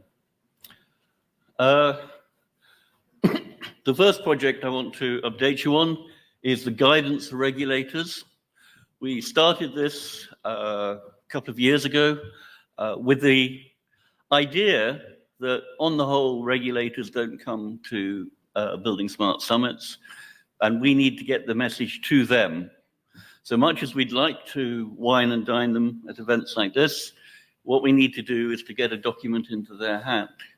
And we wondered if we would have enough material and so on.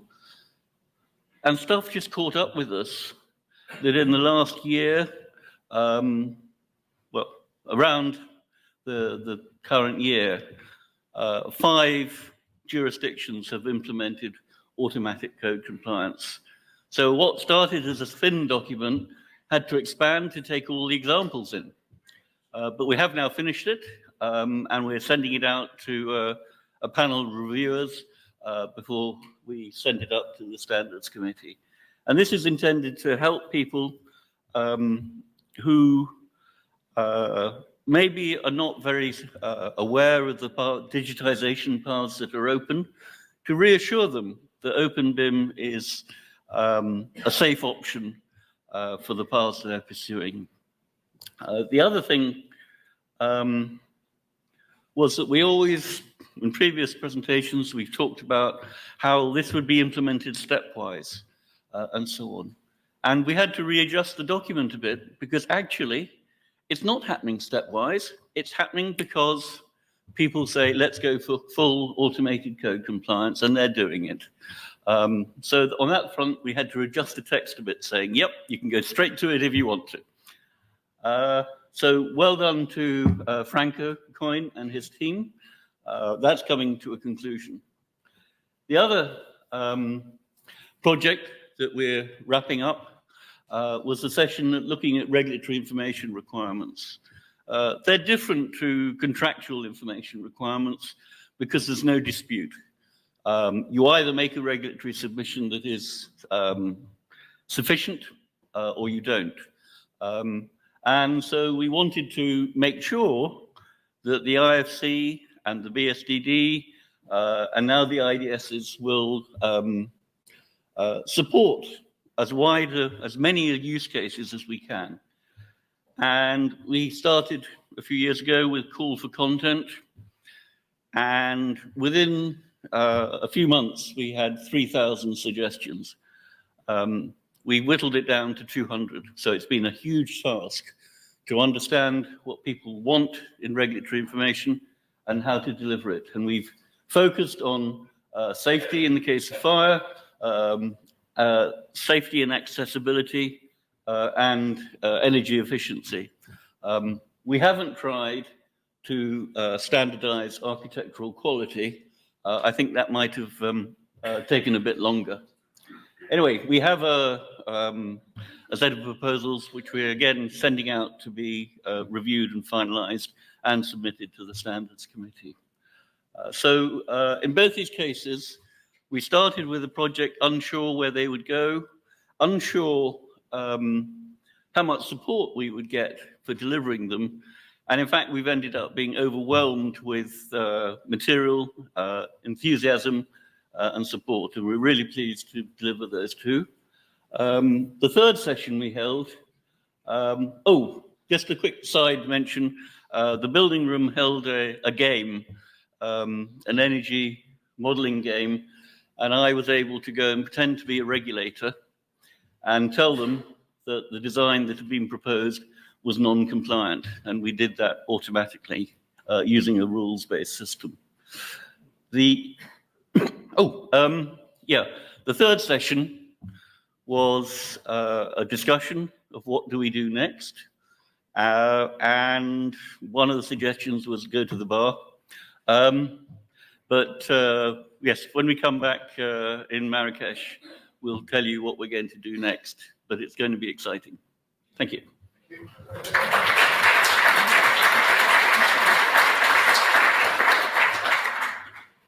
Great, thanks, Nick. A doing committee, that's what we're going to call the steering committees from now on. Yeah, I like it.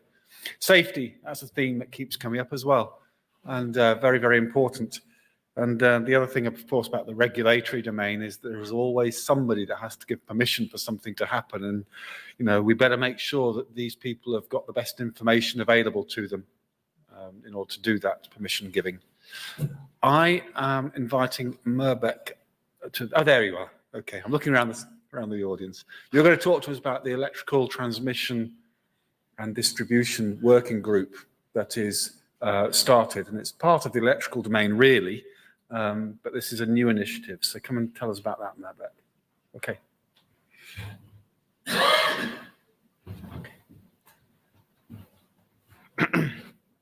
Good morning, everyone. First of all, I would like to take opportunity to thank Richard for his passion. He initiated actually this working group, I would say, or in general, the idea to bring power in that field.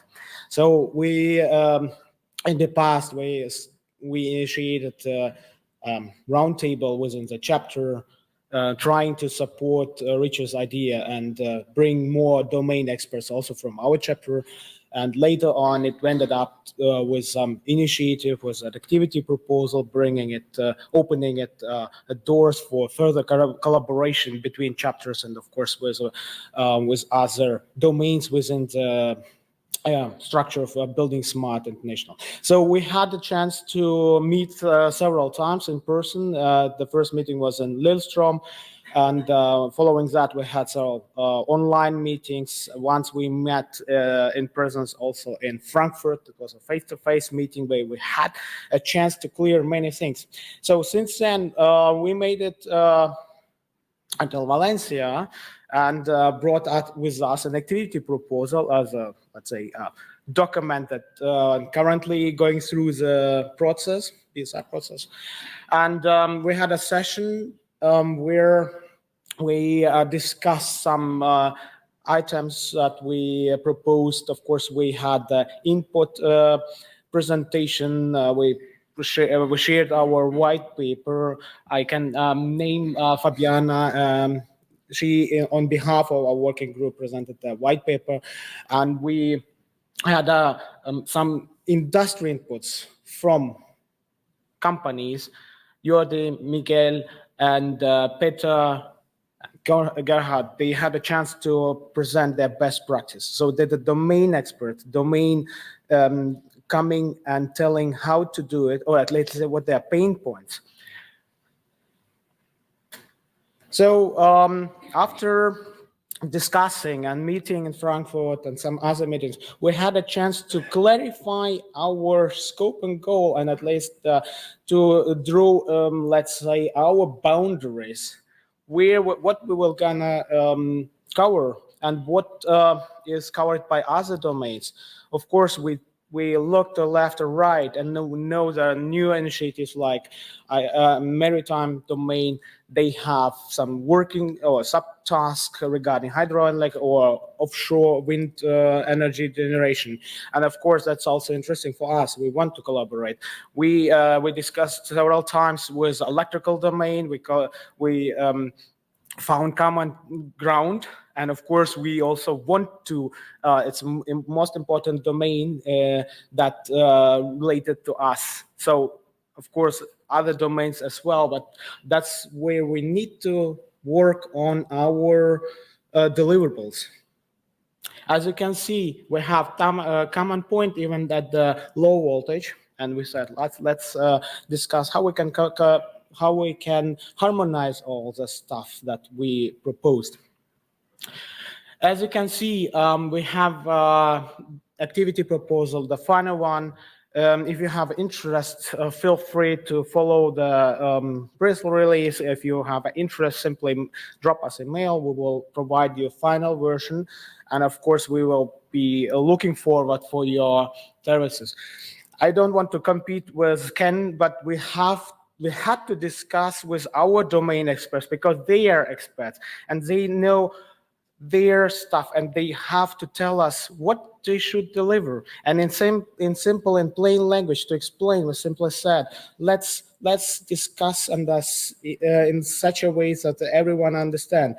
We need your ingredients for your recipe, for recipes and use case management, or for your cookbook that will potentially follow us. So those recipes we started with, of course, that will be IDS, delivered with that ingredients, and we have BSTD where we'll find your stuff in the fridge. So that's interesting thing to explain for those who are not directly involved in building smart. Thanks to regulatory domain, now have a clear path to explain that. And as you can see, the domain so all the domain experts made an input. We had collaboration, we had inputs from them, and we could capture those important messages and, of course, requirements. That's most important for all domains, I think, not just for us. Those are deliverables. We will work on taxonomy and some of the working groups or related working groups, national groups, they are already working on taxonomy. Of course, that will be additional input. And as well as remember in infrastructure domain, they're also working on BSTD. So those BSTD dictionaries, which were previously called domains, they should be harmonized, and they will be also mapped with, of course, related entities, classes, types, and of course, properties, what we already have in IFC, and in that case, IFC 4.3. Not only that, use cases. We heard many use cases. We need many recipes from you, from chef cooks that you are experts. You should tell us how we should do that. And of course, ideas. That's a medium that we will use to deliver that message. At the end, we would like to work on more industry papers, let's say, that will be delivered. And as soon as we will reach, we will show that kind of taxonomies. As you can see, we should to know what is currently already covered by IFC 4.3 in general, so that we will not have misunderstandings and requirements of the entities that already exist. We don't have to reinvent the wheel. We need to use the same thing, and we should deliver that information to others who may be having difficulties mapping their objects in projects.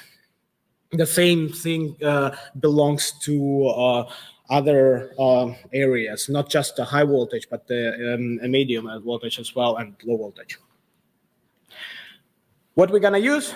bSSp, that's most important. We will find our information, or we will bring our information into bSSp. With whom one would like to play?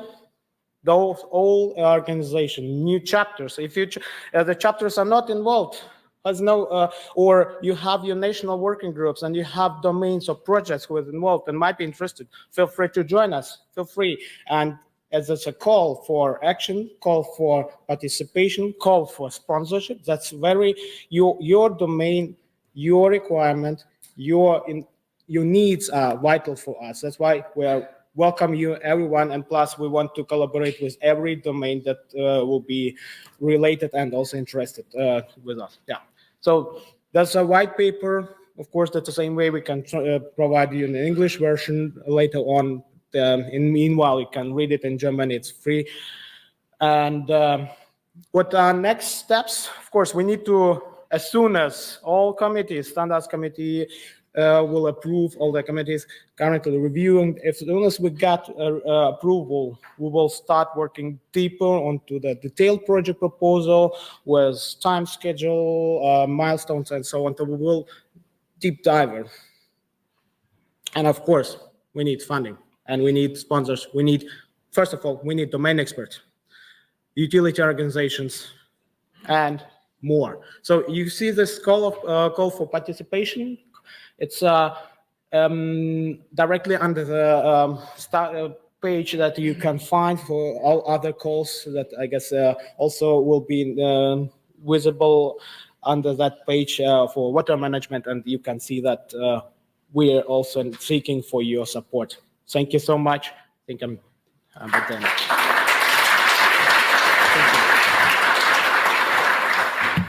So look, Mirbek paid me a compliment at the beginning of that speech, but I have to be honest, the power behind the power is Mirbek. My job really is just to contain his enthusiasm, and that applies to every domain because he seems to be everywhere at Building Smart, encouraging people to come and join in. He's done an excellent job actually bringing in players from the transmission community. We've got this working group now, and there must be 20 people in the room each time. You know, it's going somewhere. Go on, Mirbek, yeah? Yeah, with my power. I would like to especially mention Gunther Wölfler. He supported that activity from the very beginning as well. And unfortunately, Jeffrey is not here. He helped us to fine-tune that activity proposal at the very beginning. That was really great. And of course, Leon, for your advices. We appreciate all kind of support. That's why it's really great. Arthur, you did great job in Frankfurt. Thank you.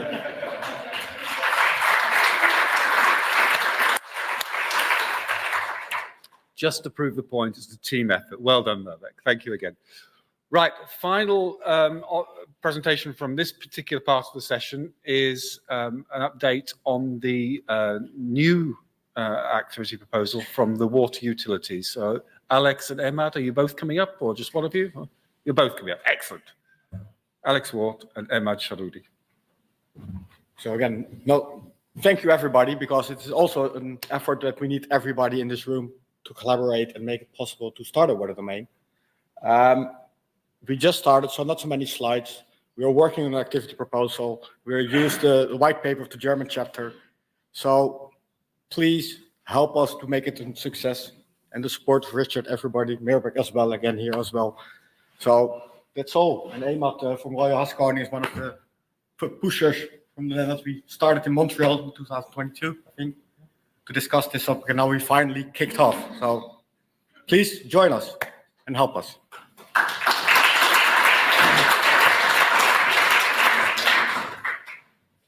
So thank you to all of our domain leaders. Thank you for that wonderful series of updates. I'm now handing over to my colleague, Aidan Mercer, our marketing director, and he's going to take it from here. There is still more to come. Don't go away.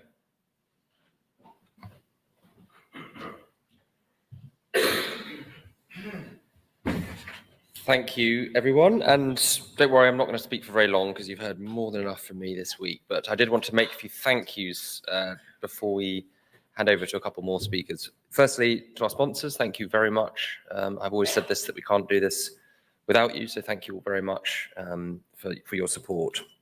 I want to thank the moderators. I think you all get to know them quite well throughout the week. And it's nice to see that part of our community as well is great. So thank you to the moderators for stepping out of your comfort zones and doing some of this work as well. We appreciate it. This is in no particular order, by the way. This was just what I thought. Henry Little, are you in here, Henry? Probably ran off knowing I was going to call you out. I think we'd all agree Henry's a fantastic photographer and has captured some brilliant shots. So we're going to put them on the box link and we'll send that out soon. So you'll have all your good high quality images that you can share on social media. But I think we've certainly seen a lot of dice usage, so that seems to have kept that need to put those things on the social under there. So I'd also like to thank Stephen and Sue for the PCERT. I think many of you undertook that program and it was a new idea. And I think they're a delight to work with, and thank you to those guys as well. To our speakers, thank you for, again, coming to this conference, and without your content, I don't think it would be half as good a conference. To Nora, to David from the Spanish chapter, to Nora's husband, thank you all for your help in making all this happen, and working with the Spanish chapter has been really wonderful, so thank you all very much. To Sergio, absolutely brilliant to be working with you so closely. I'm going to miss the chats that we have every day, but thank you for being a great chapter leader to work with, and you really set a high bar, and I think very popular, and especially the Mexican wave that happened last night was for you, I think. So that was great. To Dan as well, thank you for all of the work that you do. I think he's done a remarkable job behind the scenes and everything else that he's done. So he's really great to have Dan on board, and thank you for that. And then to the attendees, thank you for stepping out of your comfort zone. It's been a great week, and I think I appreciate that people do. And show of hands, can we see who's come out of their comfort zone this week? By way of show of hands. So if you've done the PCERT program, you just put your hands up. Okay, not as many people as I'd hoped, but there are some people clearly coming out of their comfort zone. So with that, thank you very much. And I think we'll hand over to David, who's going to give a bit of an update from the Spanish chapter. So thank you.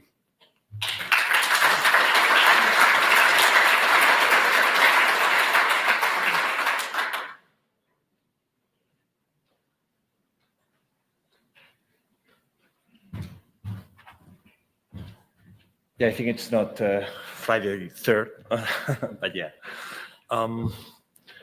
I will be very quickly just giving you a quick overview of what we're doing during the national conference, which in the end was a parallel path as well for more content for all of you. And we had an interesting panel session talking about interoperability, but from an action point of view, let's say. And just some keywords. The idea here was to bring you up here real use cases, going through new tech. Artificial intelligence was also there from one of the different main actors that we have at the national but international level as well. Some challenges and opportunities, and also showing you how through standardization we can achieve what always Clive put on the top of that pyramid, right? Sustainability, but from a wider point of view. We also had a slot for open BIM mandates and trying to provide as well a 360 view of how to implement them, different pieces from the same product, let's say.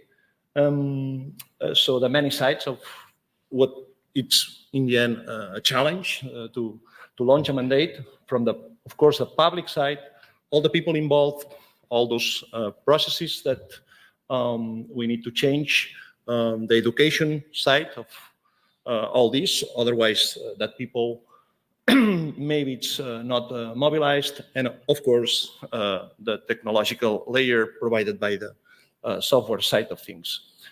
And we had some also use cases here from Spain as well. We had another slot, we called it the urban scale,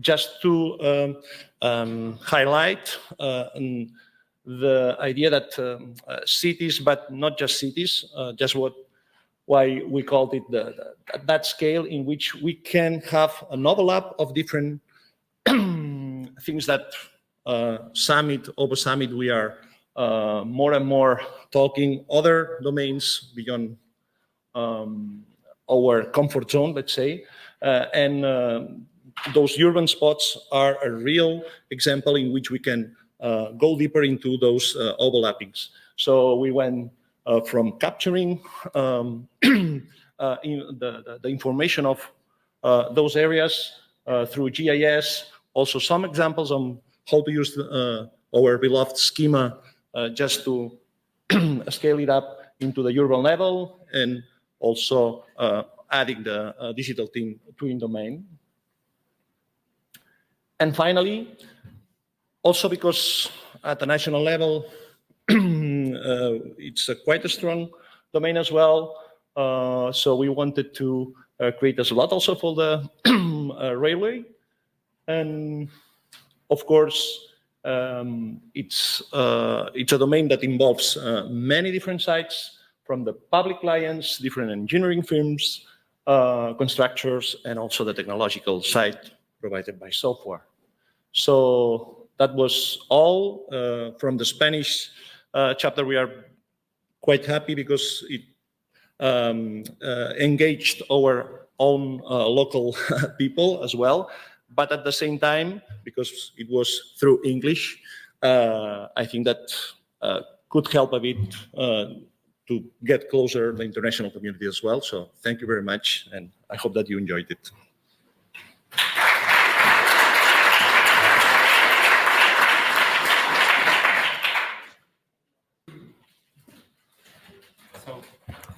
Aidan is not presenting me, it's not a problem.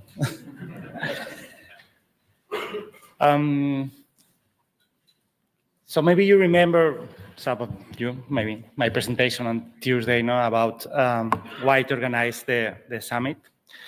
So I told two main goals, so share and learn and reduce the gap. So I want to share with you that I think that we have achieved both goals. So I think that we have shared many knowledge, many new things, many experience, many best practices with many types of sessions, round panels, working tables, presentations, of course. So we have analyzed new ways to, oops. Can you run the video maybe? Yeah. New ways to share and it's not working. Okay, no worries. Yeah.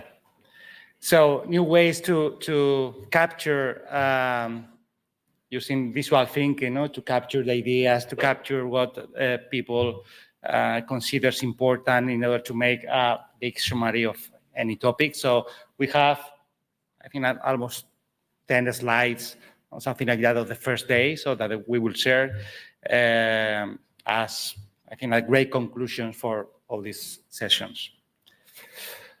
And of course, to learn. So it's really important not only to share, so we need many people learning and giving feedback, giving inputs about how to define, for example, the roadmap. I think was a great initiative, this one from the GIS domain. But of course, the second thing was reduce the gap. So I remembered in the Aidan presentation, he was talking about to go out from the comfort zone. So I think that's really important.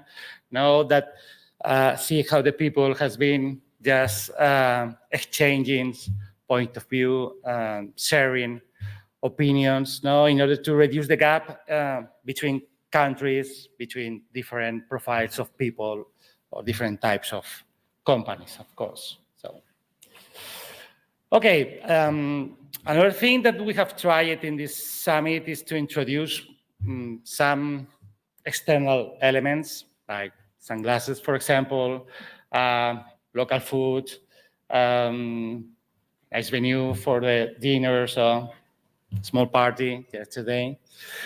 But I think that's important, but we don't have to forget that it's not really the most important. The most important for a summit is the contents, about Open BIM.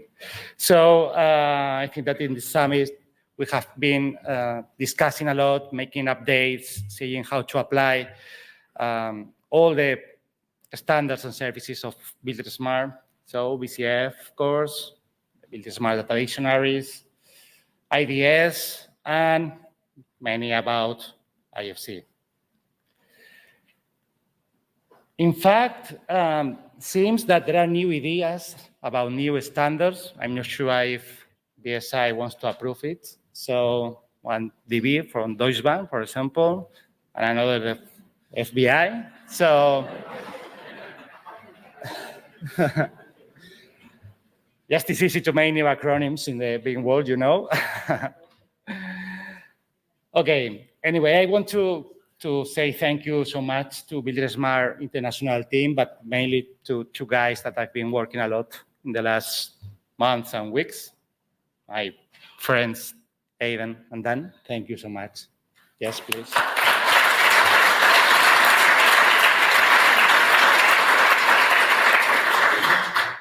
And of course, to the Spanish team, because I know that I'm many times the visible face, but it's not possible if it's not the whole team making many things that you don't see are in the backstage, but really are needed to work the summit quite well. Thank you so much.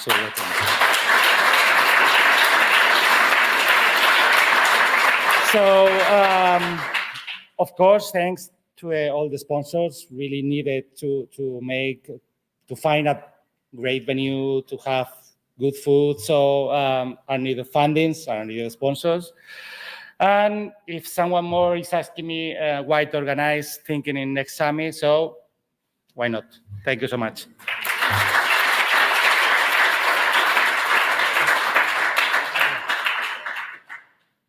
Yeah. Before we let Sergio go, we just want to give him his fellow certificate, because on Tuesday night, Sergio was made a Fellow of Building Smart International because of his long-standing and substantial contribution. So this was a certificate he was awarded on Tuesday. We want to give it to you again, but this time it's been signed. Yeah, so congratulations. Okay, thank you so much.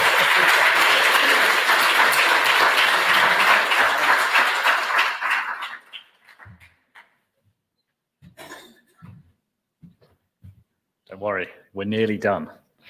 Very nearly done now. Right, how to sum up this? And you sort of get to this stage of the week and you've been fire hosed for several days with all of these different overlapping sessions. You think, right, okay, there's a couple of things I really want to say. And then everyone comes up to you and go, can you add this? Can you do that? So this is probably symptomatic of the entire week. There's so much good stuff that's happened, and I will try and do it justice, but I will fail miserably as well. So please, accept my apologies. But look, before we get into it, I just want to echo some of those thank yous. And Aidan and Sergio have been through, the list of all of those many contributors. You've all contributed, but I really do want us just to call out the people who've made this event actually happen. So within Sergio's Building Smart Spain team, Aidan, Dan, and the Building Smart International team, all the moderators, there is a huge amount of work that goes into preparing these. So just once more, please, could you show your appreciation for the people who've actually allowed this to happen?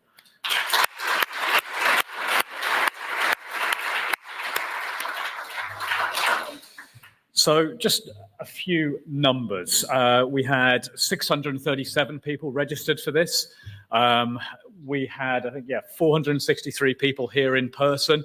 The remainder are online, and that's fantastic. We can offer these sort of hybrid approaches. But we had 2 new chapters here, 2 new developing chapters in Iceland and Kazakhstan represented here this week. That brings us up to 34 chapters. That's 37 countries, because some of those are sort of clustered.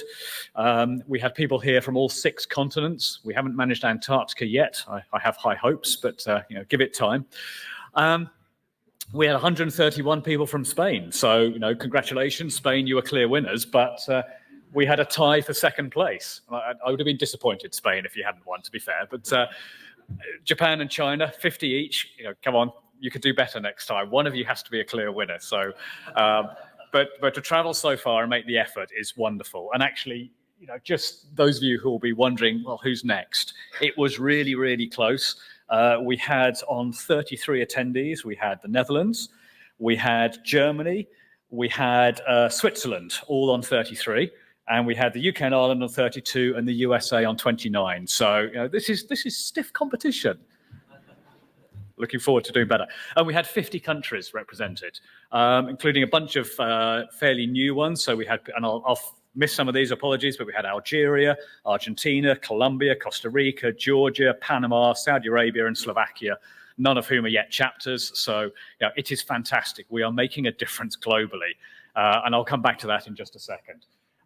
Sponsors, again, we can't do it without you. This is magnificent, the effort and the support we get from you. The exams is the other really interesting stat. So we had 88 people take an exam here this week. We had 77 pass. For the 11 of you who didn't, that's okay as well, because you'll have learned from that. And this is why we offer training. So, that is great that 88 people have put themselves through that, have either got through or actually identified some areas where you're going to benefit from the training as well. So brilliant. Again, Spain wins 30 people doing training courses. But we have a tie for second place between the Netherlands, as always, and Brazil. So very, very good.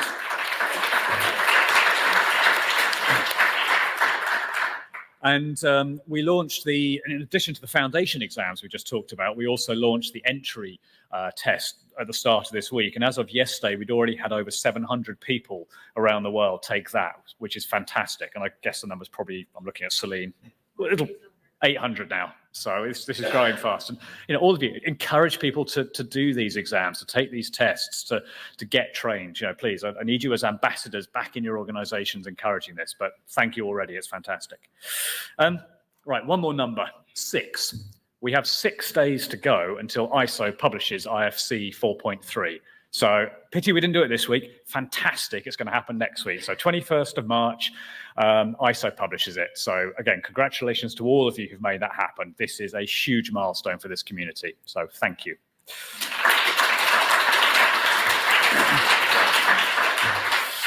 Right. So one of the innovations, Aidan did this one earlier, but one of the innovations this week has been around the workshop. We call it a game. This one was a little more serious because this was real live data on a really big, important project. And again, it's fantastic because we see this evolution from summit to summit, and we've gone from slightly more theoretical game to no, this is now for real, this is live.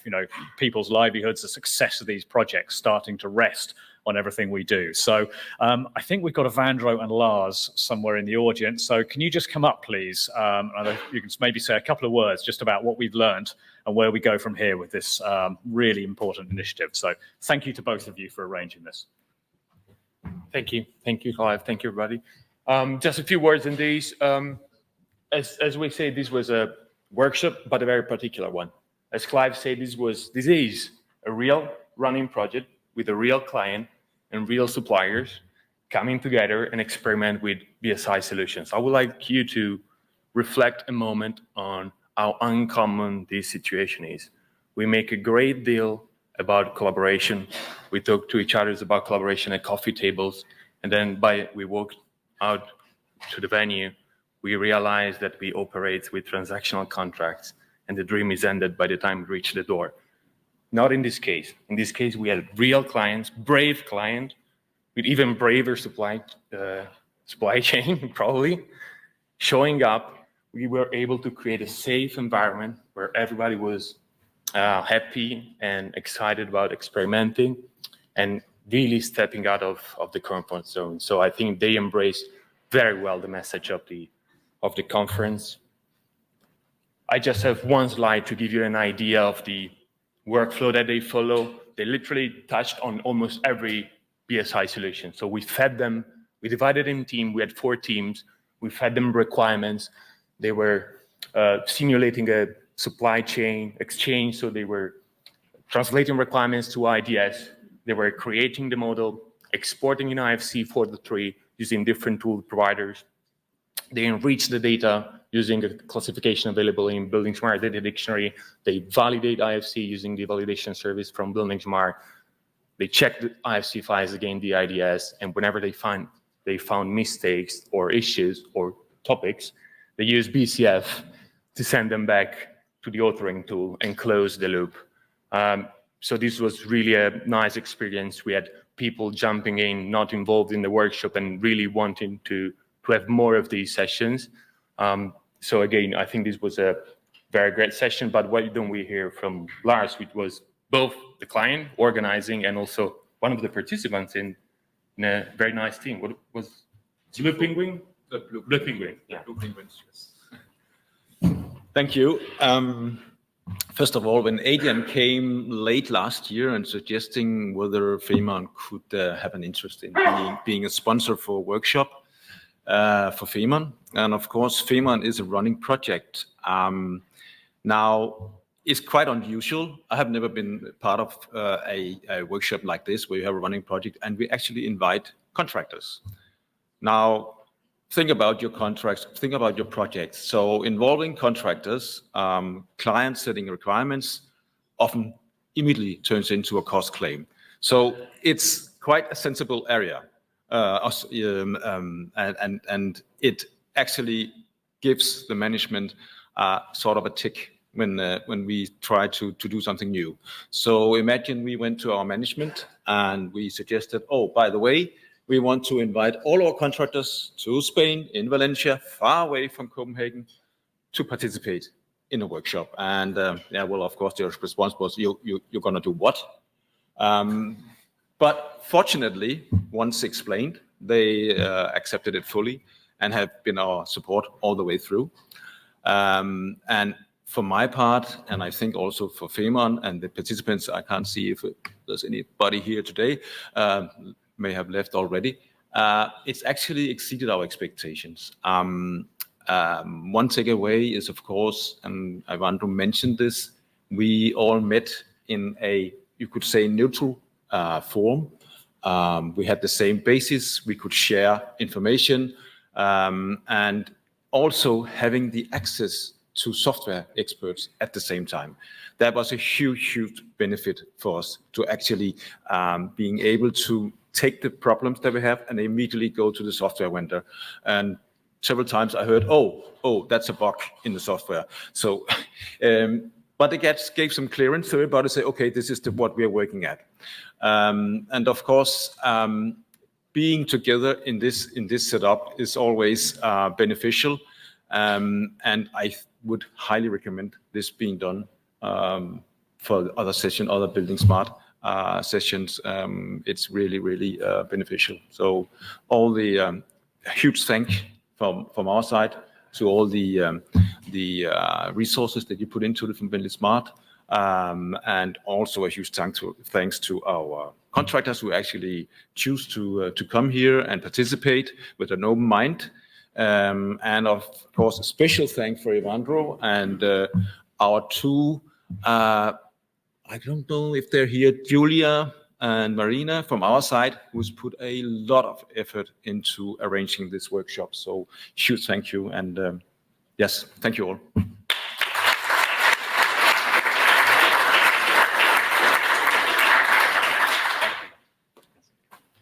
Right, Greg, where are you?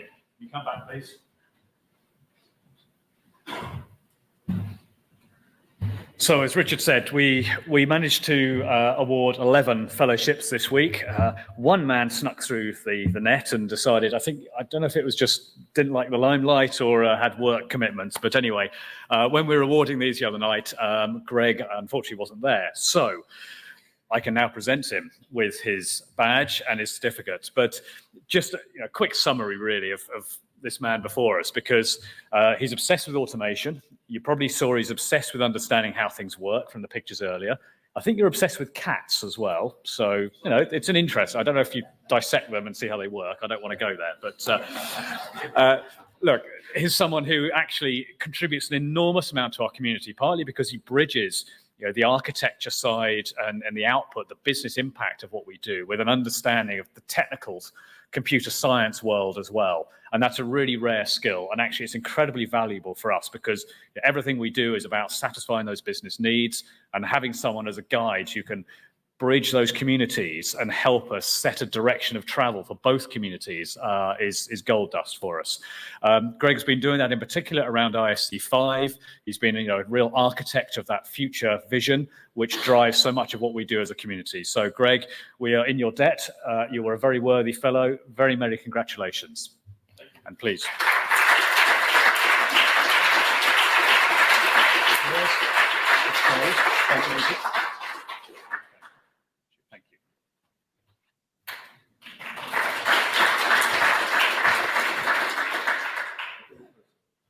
Right, next. So one of the other themes that comes through from these events is the fact that we don't operate in isolation. Now, I think we were talking about BIM GIS a moment ago. That was a collaboration with OGC and Building Smart, etc. So we're always looking to work with other organizations who share our vision. We have now just signed an MOU, an agreement with Digital Built Environment Institute, who are another organization who share that vision and actually can help us work together to transform this industry. So Rui, where are you? Can you come up, please? I don't know if we have a slide for this. Excellent. So you're very welcome to the stage. It's fantastic to be able to collaborate with you. And if you want to say a couple of words, Sure. You're very welcome. Yeah, I'm extremely happy about this collaboration, and I can only thank Building Smart International, also the Portuguese chapter and the Spanish chapter, and Sergio and David. You are doing an amazing work, and also I need to thank you all. I need to thank you all because I learned a lot this week. You are all very open in sharing, and I think that all of you learned something new, I'm sure. And we did this together. We did this as a community, and I believe we call these events, we call this conference, but these are gatherings of communities of like-minded people that believe that we are stronger together, and that's exactly what we are trying to do here, breaking the silos between these communities as well, and making sure that we collaborate more, and we don't do this in isolation. So thank you, everyone, and I hope to see some of you at least in Riga this year.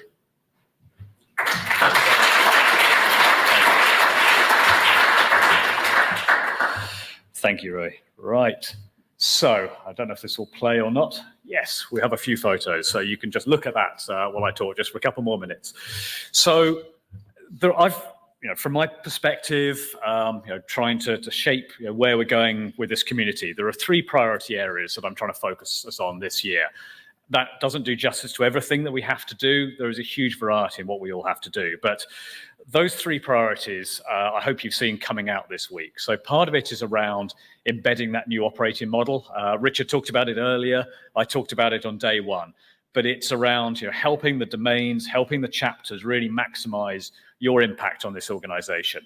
So effectively, we're trying to create a bit of a factory here. And it's bookended at either end of that process by user requirements, business needs coming in on the left-hand side, us then developing these strategic projects, which are the common global standards and services, handing it over to you as domains, as chapters to localize and apply that real deep expertise you have, and then helping actually apply this stuff to solve business problems. And then we have a feedback loop. So everything has to connect to the why.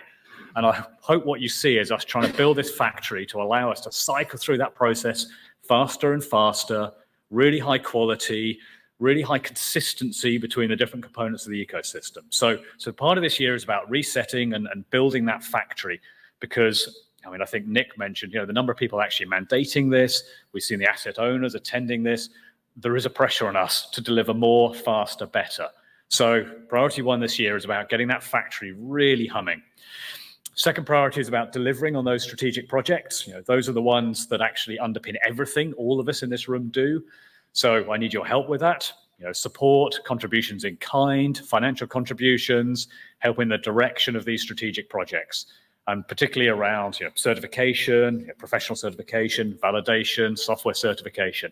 These are huge priorities for us this year. So we need to move the dial on these things. I need your help and support with it.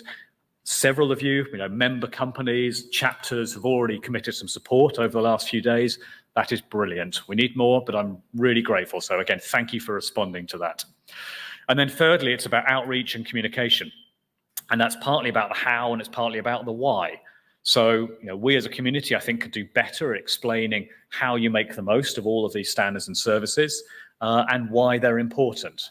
So if, again, think about the factory, why are these requirements important? How are we benefiting from this at the back end of the process? What's the return on investment? How do we improve that return on investment ratio as we go through these things? So we need to focus on the education, communication, outreach piece, partly to help you with the why and partly to help you with the how. So another big priority this year.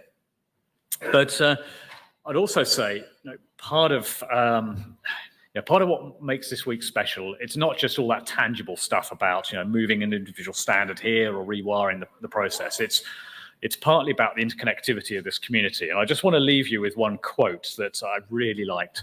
And I don't know if the person who said this in the audience, so we'll see. But it said, BSI summits are the only ones that are an energy giver rather than an energy taker. It's the only community where people, even competitors, come to openly share their problems rather than brag about their achievements. And I think that's just fantastic because there's something really real and tangible about what's happening in this community. We just saw it with the Feynman example here. These are real live issues that people are demanding improved solutions. Some of it is fantastic, it works well. Other bits actually need some improvement, but we can be honest, open with each other. We can share these problems and we can collaborate on making it better. And to have a community like this, where all of you are willing to come together in that form and move the dial forward for that common cause, productivity, sustainability, it's incredibly powerful. And I'm very, very grateful to you for that. So with that, the very last word has to go to the folks who are organizing what comes next. And we've got a couple of regional summits that we're going to experiment with just to help us get the footprint expanded around the world. So we're going to try that in Brazil and Hong Kong in May and June. But then actually, the next one of these is in Marrakesh, 1st to the 3rd of October. So with that, I'd like to invite Najib and Fatima to come up. Where are you? And just give us a little taste of what to expect there. So with that, over to you folks. So, hello everyone. We are very excited to be with you here in this IFC, International Friendship Club. And we have this feeling of BCF, which is for me, building smart collaboration force, because we are sharing the same challenges and we will overcome them with our collaboration. So I have with me here Fatima Zahra, which is our infra-domain representative. And she's from Marrakesh, so she will be your guide there, okay? And we are very excited, really very excited to have this summit, the first one in Africa. So we are trying to invite all the African countries there. So it will be the place to be and to share also knowledge. And why not in the near future, share also our experience and lesson learned implementing Open BIM in Morocco and to Africa. So if you can. First of all, I wanted to thank everyone for all the inspiring discussions and the exchanges we had with everyone. It will surely help us and through our Open BIM Moroccan journey. And looking forward to see you all in Morocco to live a typical original Moroccan experience. We've prepared a video to show you a little bit about the country for those who don't know about it. Rooted in Africa, but only 9 miles away from Europe, a country where you would find a 3,000-year-old city, holding one of the largest high-end international ports in the Mediterranean Sea, and the largest car manufacturing plant in Africa. A place where you could see the sunrise in Gibraltar, and still make it for breakfast 200 miles south, thanks to the very first high-speed train line on the continent. You would then be in Casablanca at Ritz Cafe, discussing 3D printing with leading aerospace manufacturers. Imagine a country where past and future are intertwined. One of the oldest monarchies being an emerging country. A kingdom of stability with a vibrant cultural diversity. A mix of African, Oriental, and European influences with Berber, Arab, and Jewish heritage. A country where close to 17th century ruins. You find the largest industrial zone for phosphate processing. A country where you can perfect your swim in the nicest place on earth to spend an afternoon, according to Sergio, or try snowboarding in the highest ski resort in Africa, before embarking on a journey into the Sahara. On your south, you would reach the African Hollywood, where, next to the set of Lawrence of Arabia, you would find the world's largest solar power plant, and wind farms as far as your eyes can see. A country where young men and women embrace their future with hope, knowing they're part of something bigger and somewhere beyond, building a common future from the most competitive and highest platform. Seeing is believing. Welcome to Morocco. So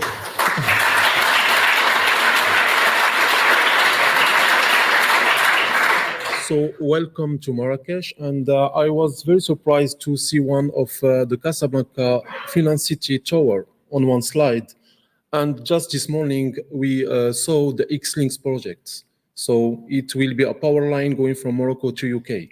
So there is several projects. We have high-speed railway projects. We will also hold the World Cup in 2030 with the co-organization with Portugal and Spain. So it will be a lot of things to collaborate on. So we are open to collaborate with all of you. Thank you. And one last thing, it feels so great to be a part of this community. Thank you.